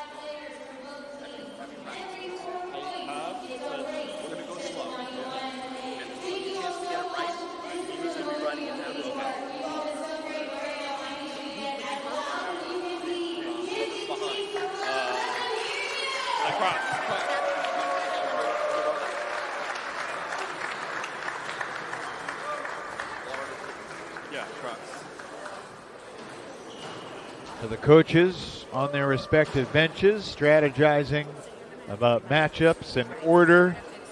And the coach who takes all the input and then is in the hot seat with either the commissioner or deputy commissioner. I think the coaches are being summoned. We'll see the Texas Smash versus the Bay Area Blasters about 90 minutes from now. But first, the opening Golden Game of the season. Lily Rose and Arias are going to make their selections. Okay, we're at the Golden Game. The Portland Paddlers are leading 10-5. You'll be starting with a 5-point edge in the Golden Game. Florida, since you're behind, you pick first. Daniel Gorak is Florida's #1 player. Portland.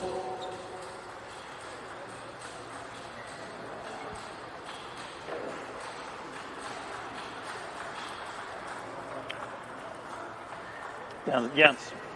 Jens Lundquist is your #1, and your #2. Hampus. Hampus Nordberg is your 2. Coach, your #2. Angel Naranjo. Angel Naranjo is your 2, and your 3.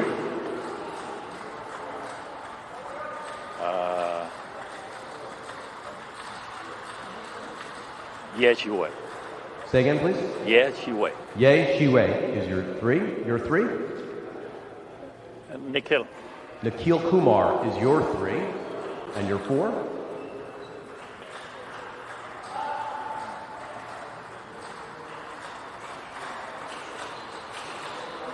Kotomi. Kotomi Omoda is your 4. Mark Durant. Mark Durant is your 4, and your 5. Peiyu. Peiyu Zhu is your 5, and your 5. And Dong-Soo.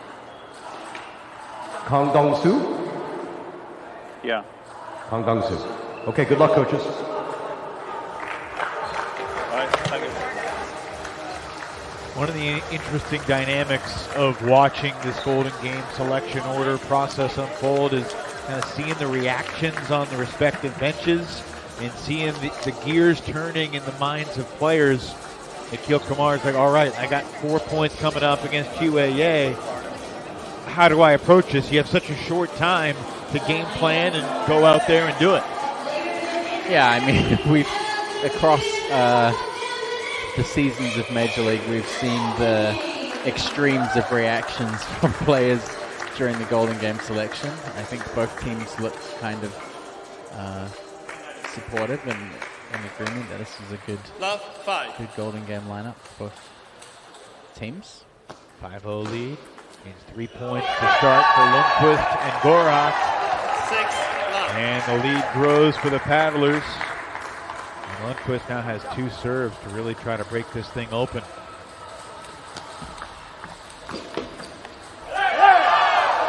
Seven nothing. Out here looking for a bit of redemption.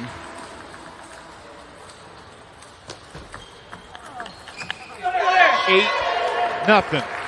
3 straight mini sweep for Lundquist.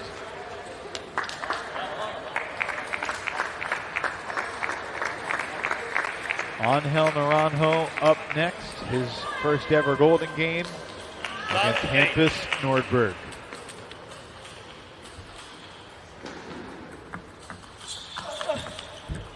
I heard Hampus tell us earlier that he and Angel are friends. They've played together. Not like this. Service error from Naranjo. He wants that one back. It's a little too friendly. Indeed.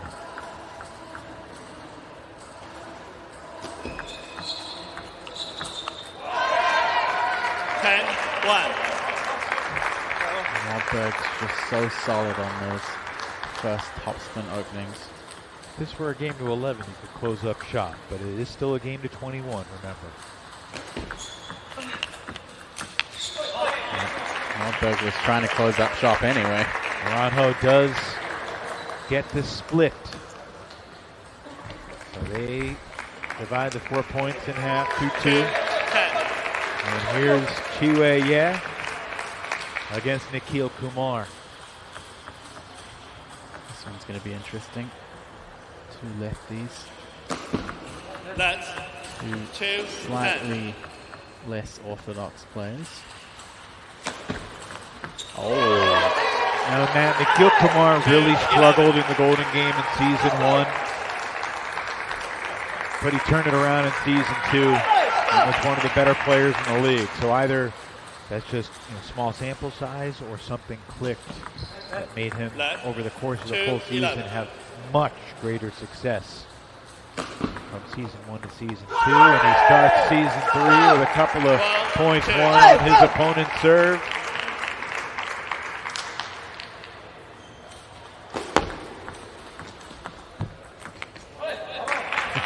He thought he had it, and he mishit it badly.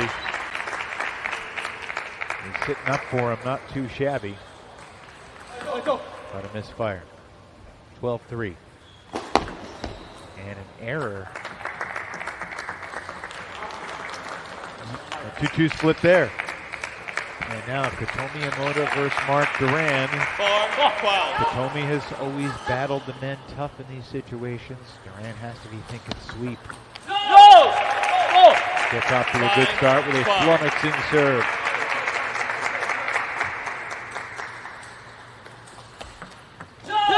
Another great serve. Had Omoda guessing.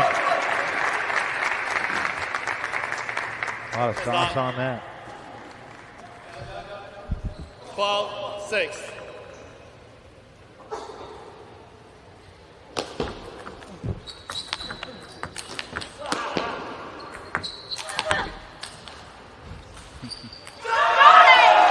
Big roar from the paddlers bench as Omoda outlasts Durant there. She really wound up on that high ball as well. No hesitation. That's well done. Omoda apologizes for the net, but she gets two straight on her serve to split the sequence. 6-14. See that great change up down the line to the forehand. I understand the apology, but she played a really good point, independent of that good fortune. This will be interesting. Short pips against defense. 6-15. And an edge ball for Dong-Soo.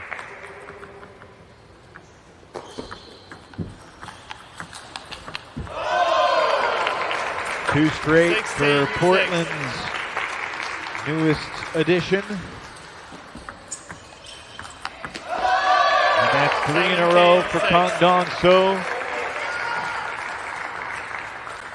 Lundquist is going to have a chance to close it out when he returns to the table. The golden sweep for Dong-Soo over Pei Zhu. 6-18. And it's 18-6. It was an 8-point game when Durant took the table against Omoda, and you think, well, maybe he could cut it to 4, and there's a roadmap, but right now this is all Portland. I mean, Omoda was played out first in the lineup. Crocs had the opportunity to put Pei Zhu up against Omoda and then have Durant playing against Dong-Soo, which not a terrible matchup for them. So interesting to see them switch that order up. I get it. I don't. I mean, we'll debate this afterwards over dinner. Gorak fights off one match point, but not another.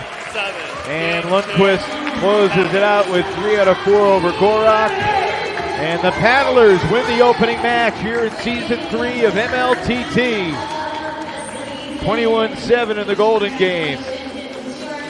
And 16-5 overall. The paddlers, after missing the playoffs in each of their first 2 seasons, certainly very optimistic about Season 3, and they begin with a pretty dominant all-around performance. Matt Hetherington, I'd say from start to finish, except Mark Durant got the very first game, but after that, the paddlers seized control and really never looked back. Yeah, great start to the season for Portland. Great start to the weekend.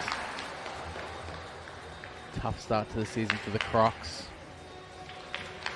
Obviously, not having Pitchford here, that extra pressure for each player to perform and lift a little extra weight to get the team back to where it needs to be proved a little bit challenging. I think the order was certainly a little bit more in favor of Portland Paddlers from the beginning of the lineup. So, well, still got to play the games, and when they did, they were the better side. We're going to be joined here momentarily by Christian Lilyrose, the head coach of the Paddlers. Christian, thanks for joining us. Congrats on starting season 3 with a win. How does it feel being back? Well, it's so wonderful, number one, to see you guys. Because when you see you guys, then something good is happening.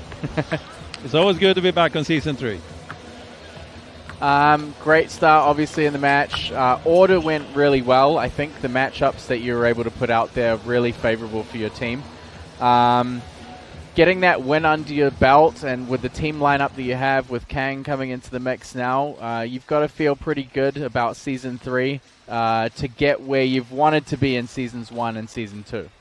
Yeah, the wannabe, that's the big one. Yes, absolutely. And playing this good like we did in this game, of course, Florida is, we have to acknowledge that the best player in the league is not playing, so that's a big help for us. But it's also important in the league that when we have this opportunity, we have to take advantage of it. We have to get a lot of points if we have the opportunity. So we did that today, and that's super important for every point in longevity of the season.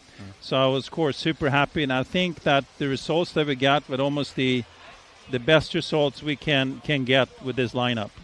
Christian, as someone who spent a lifetime in this sport, what was it like seeing a doubles match where you could serve anywhere? Well, I have to say one thing.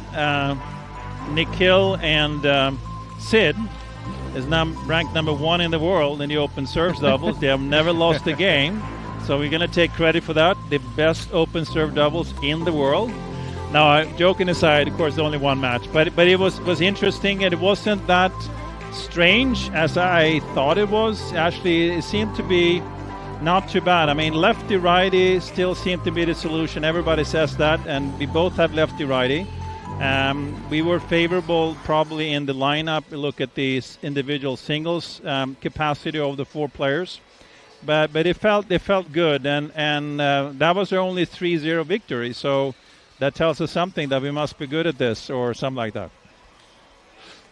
The debut for Dong-Soo, what do you think about how he performed on the table, taking 2 out of 3 and then playing well in the Golden Game? No, Dong-Soo is like, it's interesting because if you look at all the defensive players in the league so far, they haven't done that well. And the interesting thing was in this match, when Dong-Soo played offense, he played good offense, but that's when he lost points. He won a lot of points on incredible defense. So this is a totally different level of capacity and defense that the league hasn't seen before. So it's quite exciting, and I was very happy to see a couple of backhand attacks from Dong-Soo too, successfully. But the thing that was interesting with Ankel is like every single time Kondo played offensive, I think he played good offense, but Ankel was able to return those pretty well. So it was interesting that in this lineup the defense actually won. So that's a good thing, and it's very exciting to see him here. The quality of his chops, and you guys who play table tennis, if you want to see heavy backspin, I'm telling you, look at Dong-Soo. All right, congratulations on starting Season 3 with a victory, and get some rest. We'll see you tomorrow night when you face the Bay Area Blasters, 7:30 local time. Go up against the home team. Looking forward to seeing you then. Thanks, Christian. It's going to be a rowdy crowd. We'll be prepared. I look forward to it. I'm sure you all do too. That's Christian Lilyrose, the third-year coach of the Portland Paddlers. And the Texas Smash are getting ready to battle the Bay Area Blasters.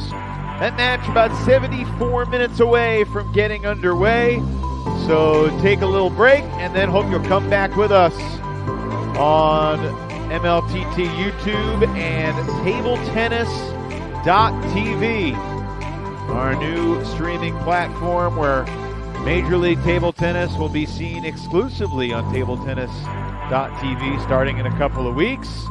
You can start your free trial now, tabletennis.tv, to watch live matches, global events, creator content, and more. Sign up now to get 2 weeks free. The Portland Paddlers are 1-0 to start Season 3 in MLTT. The Smash and the Blasters, just over an hour. But until then, for Matt Hetherington and our entire crew, Evan Lepler signing off. The Portland Paddlers victorious. Enjoy the break. We'll see you in an hour for the Smash and the Blasters here from the Bay.